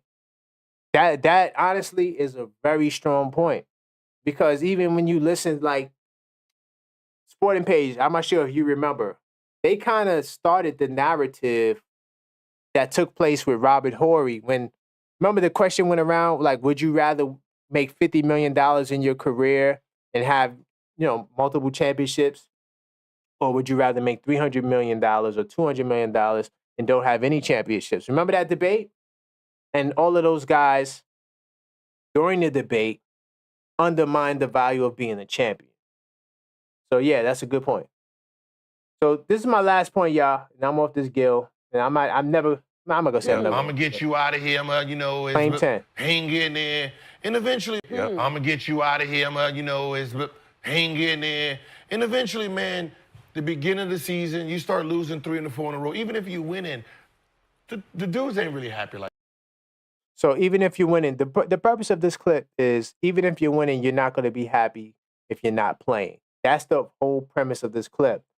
But he also references Jason Tatum. Man, Jason Tatum, cool. Yeah, we want to go, but I'm not really. Right. So, but I'm not really. Like, you want to be let's satisfied. just be honest. We only are happy when we're winning and we're playing. Playing good too. Shit. If we think we deserve to play. I'm gonna get you out of here, hang in there. So Rashad McCants, once again, hurts his own argument. He jumps out there and he kind of co-signs what Gil's is saying. But what Gil is saying is not applicable to these guys because we already proved multiple times these guys are going to play. But then he brings up Jason Tatum. Look at Jason Tatum. First off, this is a logical fallacy, right? It's a false comparison. Jason Tatum's situation in the Olympics would be way different to Dante's if there was a problem. I'm not acquiescing to there being a problem. But let's just be fair, right? Even though it's a false comparison, let's say there's some truth there, right? The argument wouldn't be Jason Tatum for Dante getting less minutes. The argument for Jason Tatum was during the Olympics, right? They did not play him. I think 2 games he missed. He had DNPs, not less minutes, not 46 to 12. It was your All-NBA, 6 in MVP voting, first teamer who just won a championship, probably should have been Finals MVP. And now we're going to put you on the Olympic team and you're not going to play in the game. Forget minutes. You're not even going to play. How do you use that example for Dante DiVincenzo? It's logical fallacy. Just saying. Doesn't make any sense. But these are the NBA experts. These are the guys that they know the game. They know the game and analysts. And if you didn't play, I don't want to hear from you. Didn't play, you can't speak on this. But listen to the material they're putting out. I guarantee you, if you listen to the whole 20-minute clip, there's going to be things they said that I didn't even address because I thought it was just laughable. But this point right here is the worst point that he's made. And from Rashad McCants to co-sign it, it's disappointing. Oh, you're right, yeah. If you're not playing good, what are you talking about? No, they're gonna play. We know Josh Hart don't care about starting, and we know Dante was not brought there to be a starter. You haven't heard any news. First off, let me get back to my soundboard. Right? You haven't. Salute the New York media. There was any trouble in paradise, they'd be on it. Whether it's Ian Begley, whether it's, Fred Cass is gone, to all the New York guys, Christian Winfield, right? All those guys. If there's trouble in paradise, they gonna be on it. Listen, I read every single piece of news. I didn't get my news on today because I was kind of busy. I saw a couple of headlines, kept it moving. But I will, after this pod, I'm gonna read all the news I missed. I don't skip a beat, y'all. That's why I'm on point when I get on this mic. I don't miss a beat. So how are these guys 3,000 miles away, have no concerns, no cares about New York basketball? How do they know there's trouble in paradise? Sporting Page hit it on the nail. These guys never won in their careers, right? They never won in their careers. So listening to them, they're not a representation of winning basketball. Bro, that is Sporting Page, man, salute to Sporting Page. Salute to Sporting Page. By the way, y'all, I don't know where we are. If you're not subscribed, we're pushing that 1,000 subscriber limit. Definitely hit the subscribe button. Last time I checked, it was 994.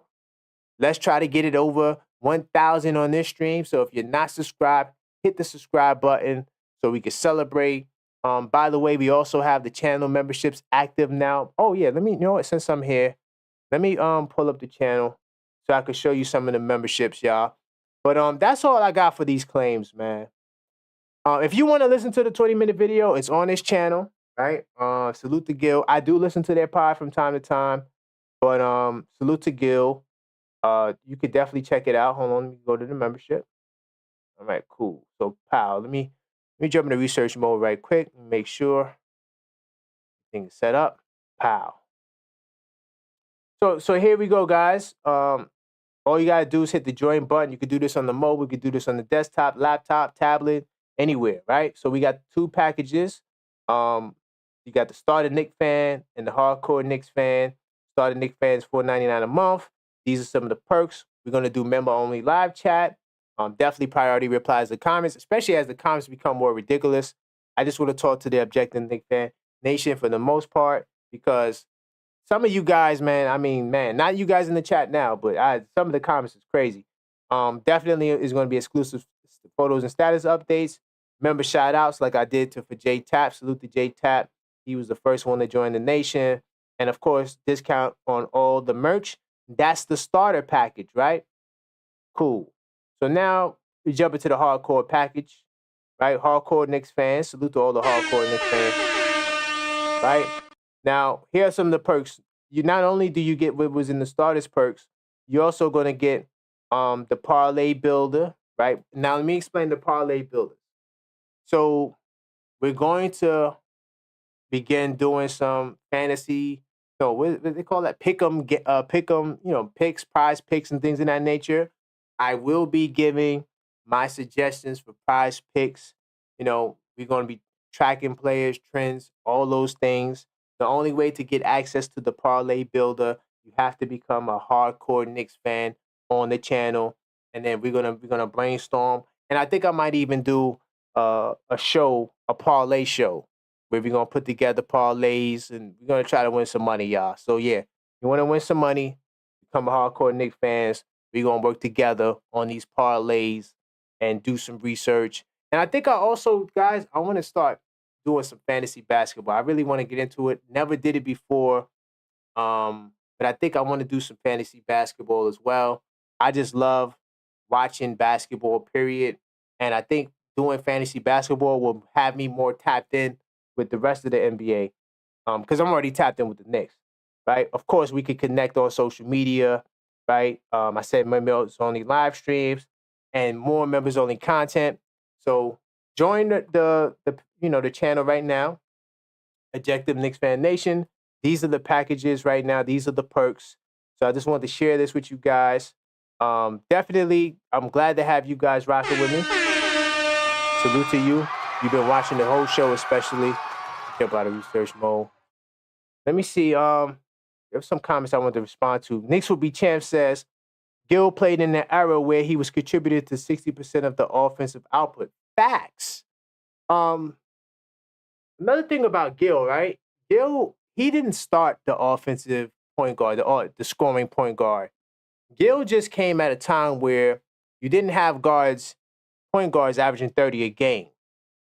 And he was big, he had size to him, and he was very offensive minded. Very good player. Salute to Gil. He was definitely a really good player. But at the same time, like Knicks will be champ said, he contributed to 60% of the offensive output. The scoring was kind of minimal. and he was able to manipulate his position because he had smaller guards on him. But honestly, right, what Sporting Page kind of compliments what Knicks Will Be Chance just said, because he says winning basketball. That to me makes me not even want to. Nah, I'm gonna go say that. I'm not gonna say that, man. Salute the good meaning. But Sporting Page unlocked something in me tonight. He definitely unlocked something in me tonight, because whoa, that was deep. I would honestly say Brunson has a better career than Arenas. I would say, yeah, definitely. If you're going by team success, remember Brunson went to the Western Conference Finals, right? Back-to-back second-round appearances. I don't even think Gilbert Arenas got a win in the second round. I think he got to the second round one time and got swept, probably by LeBron, if I remember. I may be off with that. Sporting Page could correct me because he knows a lot. But yeah, Gil didn't get it. I know for a fact he didn't get a win in the second round. And so, when it comes to winning basketball, yeah, they're not the go-to for that. And then also, too, like, first of all, we're all fans. Whether you played in the league or not, like, that, yeah, that's great. You know what I'm saying? But before you got to the league, you were a fan. While you were in the league, you were still a fan. Now that you're not in the league, you are a fan. So it starts with being a fan. And as fans, we love talking this Knick talk. My job as a content creator is to enhance the fan experience. That's what my role is, right? And one of the things we like to do, and this is why I have level-headed Knicks talk, because there's a lot of like just misinformation and people having crazy topics and crazy shows. I wanted to bring some balance. And when you come here, you're going to get a well-informed opinion, because you see I put it on research mode, and we're going to have level-headed conversation, right? There's not a lot of that. There's a lot of Knicks channels and people talking Knicks, but there's not a lot of people speaking from an informed position. See, that's two different perspectives. So I'm not here telling you, oh, yeah, I played in the NBA and this, that, and the third. No, we just here talking basketball. But one of the things I do very well is I read. I went to St. John's University. Salute to St. John's University. Right? Salute to STJ. I went to STJ, right? And so one of the things about me is that, I pay attention to the fine details, right? And I help organize and shape the conversation, right? Because it needs some help and some organization. I mean, if you guys are on Twitter, everywhere, you see what's going on. Trust me, I'm outside on these Knicks internet streets every single day. I get into debates, mostly with Knicks fans, mostly about Randall or some crazy other concept, right? So just because these guys played in the league, right, doesn't mean just that gives you the badge of honor. Because if you're like, try to give an example, Larry Sanders. Remember Larry Sanders from the Bucks, Brandon Jennings' teammate? He walked away from the game. Now, let's say while he's away from the game, he doesn't watch any basketball. Is he now an expert just because he played 4 or 5 years ago, but he doesn't even watch the game? That's my point. You guys are not even watching basketball enough to be saying some of the things you're saying, because I'm pretty sure if there's people that pay attention on other teams, they can do a show just like this and call out the nonsense these guys be saying, because they're not paying attention to the fine details. Yes, they know the game. Yes, they can come right now. We could go watch the game. Oh, do you see that? That's a pin down and this, that, and that. They're all the terminology. That's fantastic. But at the same time, right, are you watching the game? That's all I'm saying. And clearly, they don't watch the Knicks, y'all. This was easy. I actually went light on them. I could have went a whole lot harder. But I tried to be fair. I tried to be objective. But I just wanted to show you, as Knicks fans, like, we're going to boo. So look, we got 2 Nova boys on the floor. We're going to boo because the other 2 Nova boys aren't on the floor. And we're just so happen to be down 10 points. Like, is that how he sees us? Like, I mean, I've kind of felt offended by that. Like, what? Like, really? Like, that's how you see us.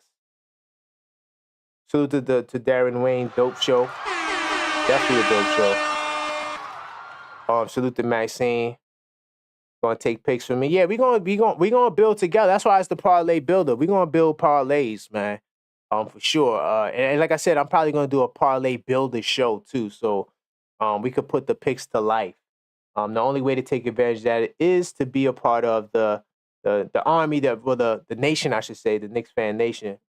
Let's see. Gil played during the knucklehead era of the NBA. He can only give takes based on his NBA experience. You know what? That's a good point. Oh, and that's where I was going to go. Thank you. See, I love this chat. I forgot. That's exactly where I was going to go.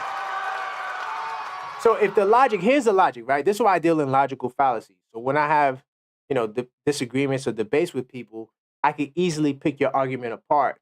Especially forget the fact that it's based on the false premise. That's easy. But even if we just had like an opinion-based argument where it's like, I think Randall's better, you think Sabonis is better, let's go. So one of the things I do is I try to find where the fallacy is, the weakness is in the argument, right?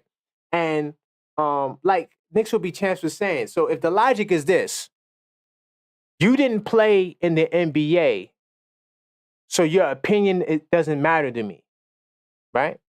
Okay, cool. I can take that a step further. If you weren't an all-star, so look, let's do the couch, right? So we know we got Kenyon Martin, right? So this is Kenyon Martin. I like Kenyon Martin. He also played with the Knicks as well. Brandon Jennings, who also played with the Knicks, right? Okay, they didn't have long tenures. I believe Martin was there 1 year, maybe 2, and Jennings was there only 1 year, right? Okay, cool. So you got Jennings, Martin, Gill, Richard, Nick Young, and the girls that play in the WNBA. I'm gonna stick to the guys for now, right? Okay, cool. So how many of the guys were all-stars? So there's 5 players, right? How many of those guys were all-stars? Only 2, right? So now I can say if you weren't an all-star, I don't want to hear you talk about the NBA. You wasn't an all-star. You just played in the league. You wasn't on my level. You wasn't an all-star. So that automatically eliminates Nick Young, Brandon Jennings, and Rashard McCants. They was never all-stars, right? But there's a level to all-star. Now, I can also say, right, now we got 2 left because I already eliminated the non-all-stars. 2 left. Now, if you wasn't all-NBA team, then you can't, you don't know enough. You can't talk basketball. You was just an all-star. That's nothing. So now Kenyon Martin goes, because I don't think Kenyon Martin was all-NBA. You only got Gill left, because Gill did make an all-NBA team. I think he might have 1 or 2, right? So now, you want to know the next level?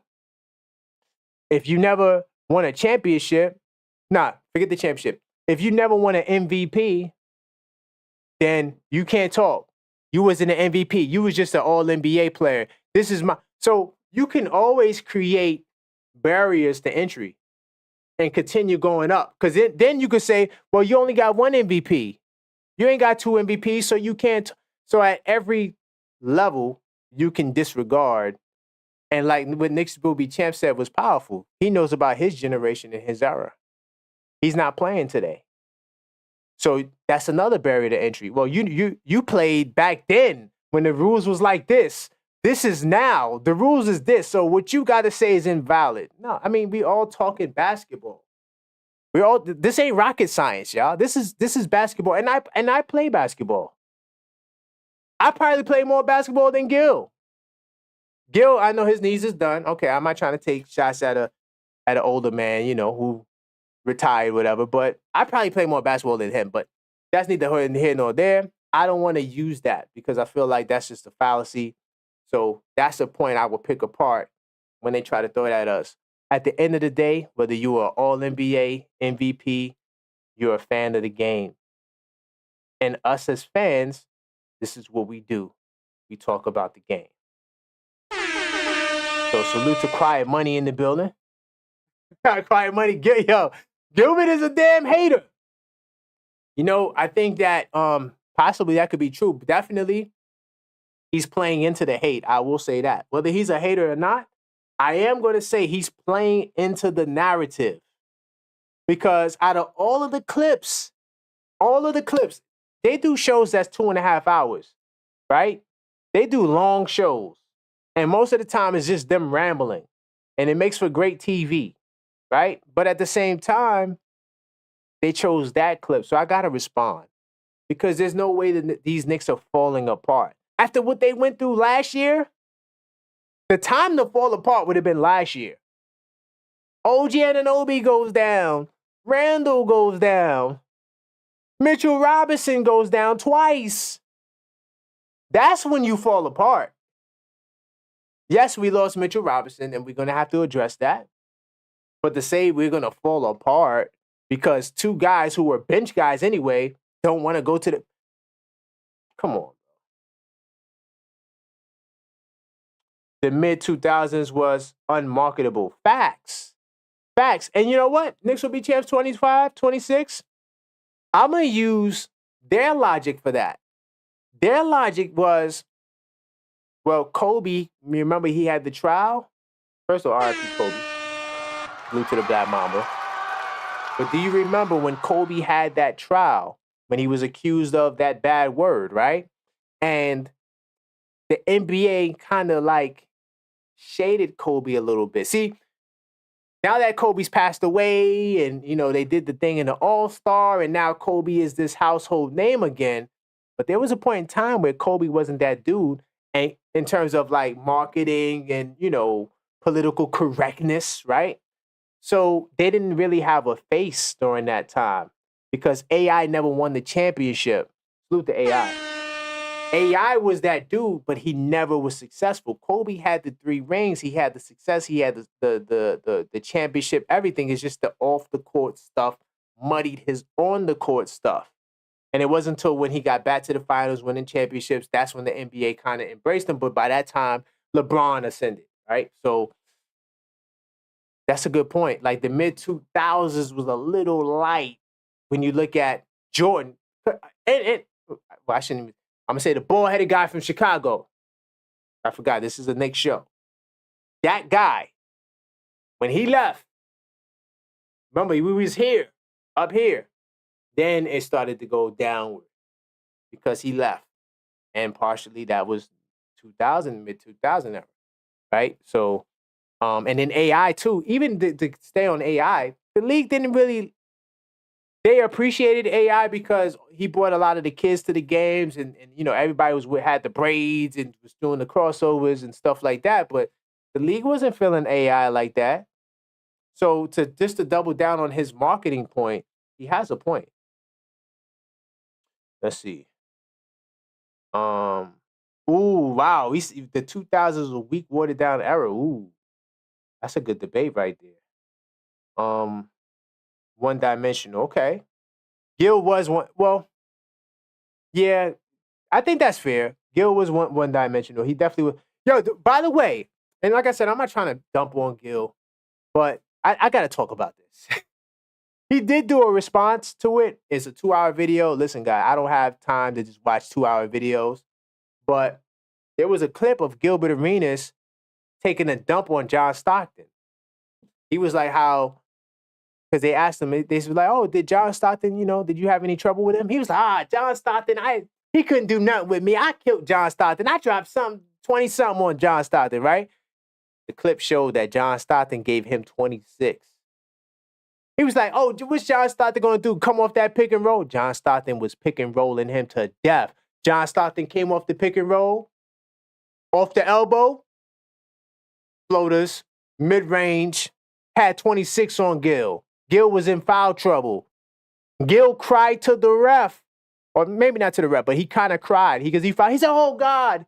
Like he fouled him, and he did one of those LeBron, you know, shrugs. Anyway, yeah, good point. Good point. Yeah, Gil, Gil got cooked, but he tried to act like he was cooking Stockton. See, this is another thing too. Gil, his name is No Chill. So on the internet, he has no chill. He's not accurate. He's not factual. His goal is just to say things for a reaction. And he got me because I love talking this Knick talk, but I'm just not going to allow you to just say whatever you want to. I have to show you why it's foolish. So now people can actually refer to this video and see, yeah, I kind of show why these guys, they get debunked. How many top 5 picks became bust under Gil? We could go through the list. I'm not, but that's a good point. That's a good point. Yeah. Oh, Maxine, and I played. Salute to Maxine. Yeah, I played semi-pros, but I'm not an NBA player. Nor am I pretending to be an NBA player. But I tell you what, I know basketball. And what I know that I do know is I know Knicks. You see this right here? I study that. I've been studying this for like 30 years. No cap. This right here, that's what my specialty is. Listen, if you don't watch Knicks basketball and you have a disagreement with me, you're going to be in for a long day. I go into research mode in a second. If I forget something or I don't remember something, man, I'm going in research mode. And I know where to go. Like, I'm not going to be in there just fumbling. Oh, did Julius Randle? No, I'm in there. I know exactly where to go. I'm going to go to Basketball Reference. Oh, yeah, wait, hold on. Josh Hart, he's going to get mad because he's not going to get the same minutes he got. Wait, let's look that up. Let's see how many minutes he got. Let's look at the minutes he got when he first came to the Knicks, when he played on the bench. I think he only started one game that first year. He still got 30 minutes. What are you talking about? Don't make any sense. Would Gil be a top 5 point guard in today's NBA? No.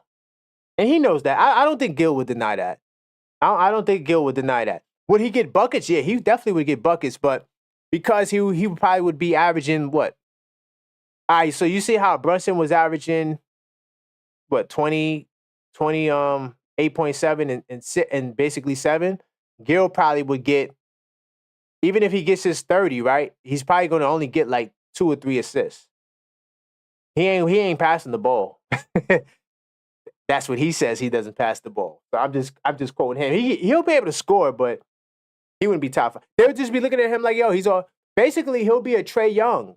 Like, maybe not as efficient from 3 as Trae Young, but he would be like a Trae Young. I don't think no one regards Trae Young that highly like they used to. Like, when Trae Young first came in the league, they was like, oh man, he's cooking. But now is Trae Young a top 5 point guard in the East? Nah, he might be a top 5. Yeah, Trae Young is probably a top 5 point guard in the East. Because you got Brunson, you got Halliburton. Who else you got? Maxey. He might be, well, Lillard. Lillard is towards the end of his days. I don't know. That's a good question. But I think he'll be like Trae Young. LeBron saved the NBA in the 2000s. Okay. When you say save the NBA, I don't think the NBA need to be saving. I think that to kind of modify what you're saying, I would say LeBron took over from the Kobe Jordan lapse. Like, he was the undisputed heavyweight champion, right? And so LeBron became that face that the NBA definitely needed. I'm not sure if it saved the league, but he definitely took over from that Jordan, Kobe. Because like I said, Kobe had to regain that light in his second title run. Because that whole mid-2000s, to quote Gil, right? To quote them, they were talking about that year. And they were on the money with that too. Let's see. We're top 10 now. Top 5 offensive defense. Let me see. So Donald. Okay, so Donald McKelly. Salute to you, Donald McKelly. Hopefully I said it right. Sorry if I butchered the last name. The best team we ever had. Best will destroy others. We're top 5 offense defense last year. This year, both top 5. Okay. Oh, you meant to say we're top 10. Yeah, we were top 10 in offensive defense.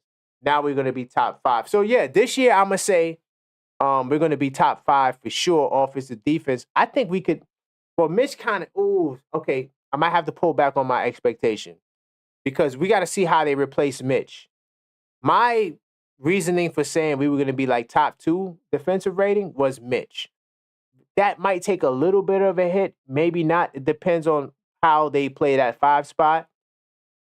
I think they're capable of defending at a high level still, even without Mitch, because they did it without Mitch last year too. I know that guy that went to OKC was there, but I feel like that guy who went to OKC is replaceable, and in Leon Rose we trust, so we'll be all right.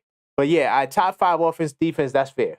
Maybe I might have to push up the number 1, 2, but I'll take top 5. Top 5 is great. The league wasn't feeling AI. Yeah, but the urban community loved and adored him. Facts. I was always a Kobe guy though. Kobe was my guy in terms of like favorite players, right? I love Kobe, right? I was the only one that had the fro and was trying to be like Kobe. I remember, right, when I was in school, they asked a question. They said, which player would you want to be when you grow up, right? So I said, I want to be Kobe. And this was at the time where 50 Cent was there, 50 Cent and AI. So everybody was saying 50 Cent or AI. That's who they wanted to be. I was the only one that said Kobe. And this dude looked at me and said, "Oh, why you want to be like Kobe?" I said, "Because I'm that's what I want to do." Like, what do you mean? I'm not trying to be like all of you guys. I always was an independent thinker, even back in those days, man. Salute to me. But yeah, Kobe didn't have the light. But like you said, in the urban communities, definitely AI. Let's see. Quiet Money, Gil is goofy. He sounds salty when he gives his analysis. He does. I don't know if that's because he's actually salty or if that's just the role he's playing. I think that's the role he's playing for the most part. Gilbert passed the ball as much as Jamal Crawford. Facts. But so, hold on. Salute to Jamal Crawford. Yo, when they said that Jamal Crawford used to come down the court dribbling the ball backwards, yo, Jamal Crawford was that dude. Yo, when you guys get the chance, you need to type in YouTube, Jamal Crawford highlights. Jamal Crawford Knicks highlights. And I watched it. I was like, yo, it just really took me back to that time. Because I ain't going to lie. Those years in between Melo, after and before Melo, were kind of a blur to me. It just was a bad time to be a Knicks fan, right? And watching those highlights really brought me back to the time when Jamal Crawford was doing the behind the back and watch that highlight tape of Jamal Crawford. It's going to bring you back to like, oh, wow, Jamal Crawford was that dude. But that was it. Like, I get what you're saying, kind of one-dimensional like Gil. Knicks will be chance says, I remember when Gil dropped 60 on Shaq and Kobe in the game. Other than that, nothing about his career stands out to you. Yeah, that's a good point. 60 points. And did they win that game too? Because I think I actually remember that game. I'm not sure if I watched it or if it's just like a sports center. Because they was talking about that heavy when it first happened. I just can't remember if it was on national TV or not. Probably wasn't. But I do remember the game, though. I remember like people talking about the game. But did they win the game? Because remember, Brunson had 61 last year, and we lost to the Spurs. And Brunson was like, I don't care about that game. We lost. Don't even ask me about that game, right? But I guarantee you, if Gil lost that game, he'll probably be like, well, at least I dropped 60. That's what the sporting page was talking about. They don't have a winning mentality. That was a deep comment from sporting page. Brunson is 10x better than Gilbert. I think he's definitely better than Gilbert. Even in the short sample size that we have now. The reason why I say that is because Brunson already showed you that he's a more dynamic playmaker in terms of not only creating his own shot, but then also getting his teammates a shot. He's a more efficient shooter than Gil, right? And I just think that his offensive game, even though Gil probably the better athlete, like fast, he ran probably faster than Brunson. And he was just like a, kind of like a Maxey kind of style. Like that's a perfect example of Gil too, would be a Tyrese Maxey without the defense. I think Tyrese Maxey is a little bit more polished on the defensive end than Gil was.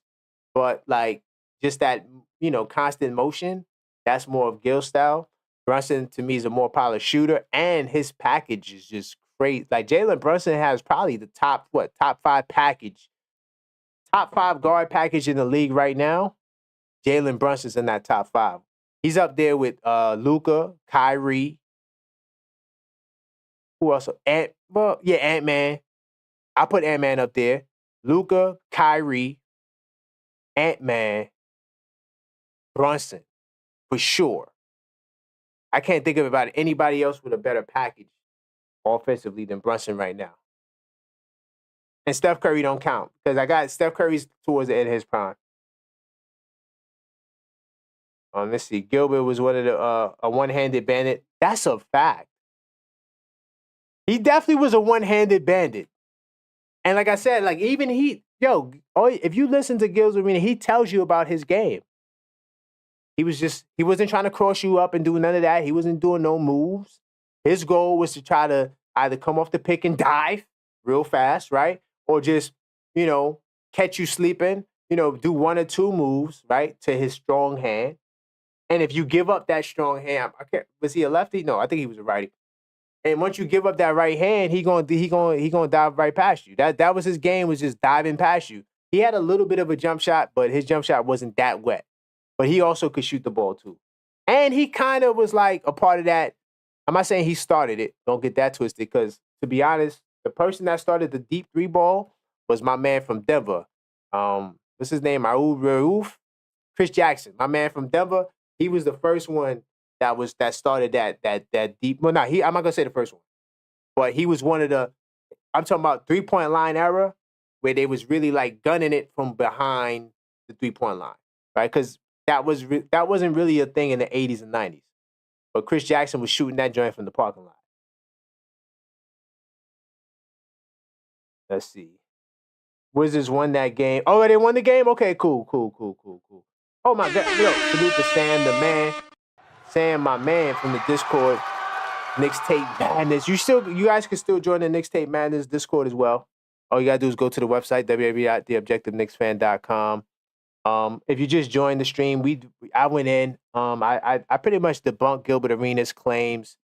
He was trying to say that pretty much we have trouble in paradise with Dante DiVincenzo and Josh Hart, that they want to start and they want all these minutes and it's going to be an issue. So I kind of went through all those claims. They made 10 claims. It's not just him. It's the whole Gil's Arena cast. And he kind of spearheaded the commentary that we just debunked. And I kind of I just tore it apart. So if you just joined, definitely this is worth going back. Action-packed, show of just, I ain't gonna lie too, you're gonna be triggered as well. So now we're kind of talking about, we're winding down and talking a little bit about Gil and reflecting on that mid-2000 era. And, we're just saying like, hey, what's up with this brother right here? Leave Knick Nation alone. Right? Leave Knick Nation alone. Don't poke the bear. Don't poke the bear. At least let the season start, right? It's not like the season started and we went 4-6. Okay, talk your talk. We're not doing well. Doesn't mean that this over, right? Doesn't mean that we can't bounce back. But if the Knicks start out 4-6, that's a bad start. But how you go into the season, mind you, this video he did came out before Mitch was hurt. So we didn't even have the Mitchell Robinson news. And this guy is dumping on us, it's going to fall apart. And you can't make this up. And then Brandon Jennings is talking about, I didn't even mention this, but he said that the Knicks is a top 5 team, not top 3. What other 4 teams you putting ahead of us? If you got Boston number 1, Philly number 2, I don't have that. I'm just saying Philly number 2. You got Milwaukee and Indiana or Cleveland ahead of us? No. So yeah, it just was a lot of craziness that's going to trigger you. But yeah. That's what the wrap of the show. Sam the man. Let's see. Brunson's a legit 3-level scorer and at a high level. He's a lefty. He couldn't go right. Oh, you saying Abdul Rauf? Well, if you're talking about Abdul Rauf, it didn't matter. He's shooting it from the parking lot. Gilbert is inflicted with garbage mouth. Yes, Sam. He definitely is, man. We're not starting out bad. Quiet money. Is that a real question? Do you think we're going to start out bad? And we'll wrap on that. I don't think we're going to start out bad. The reason why I'm saying that is because he's making these claims and we didn't play not one game yet. That to me is kind of like, hey. He definitely was trolling when he got my attention, man. He gave me some content, and if that's what it's about, I'm just gonna make you look foolish in the midst of your troll. But But to be fair, the trolling, it sounds like it's just like nonsense. I mean, if you listen to it, it really does. They're trying to intellectualize, the nonsense. So, but that's all for this pod, y'all. I want to thank y'all for rocking with me, man. Be sure to join the channel memberships, man. Subscribe if you're not subscribed, for sure. I don't know where we are. Hopefully, we're near the 1,000 subscriber mark. That's where we're trying to get to. Try to get to that tonight. Definitely want to get to that this week, for sure. So subscribe if you're not subscribed. Hit the like button. Tell a friend to tell a friend. We just debunked the whole entire Gills Arenas cast. I want to salute Quiet Money, Sam, the man, of course, the MVP of the stream, J-Tap, the first one to get down with the Objective Knicks Fan Nation and becoming a member. Salute to J-Tap. He was in the building. Salute the coach, right? Salute to the mods, Maxine. Salute to Donald, right? OG Knicks fan going all the way back to the 70s. Salute to everybody else. Salute to Deron Wayne. Salute to everybody that joined. Oh, by the way, definitely a major salute to the sporting page. Sorry. Major salute to the sporting page. He had one of the greatest comments of the night. He said the problem with the Gills Arena podcast is that these guys don't have a winning mentality. None of those guys ever won anything on the NBA level. Salute to the sporting page for the deep messages, man. And salute to everybody else that checked out the pod. Definitely, I'll look to be back on Monday.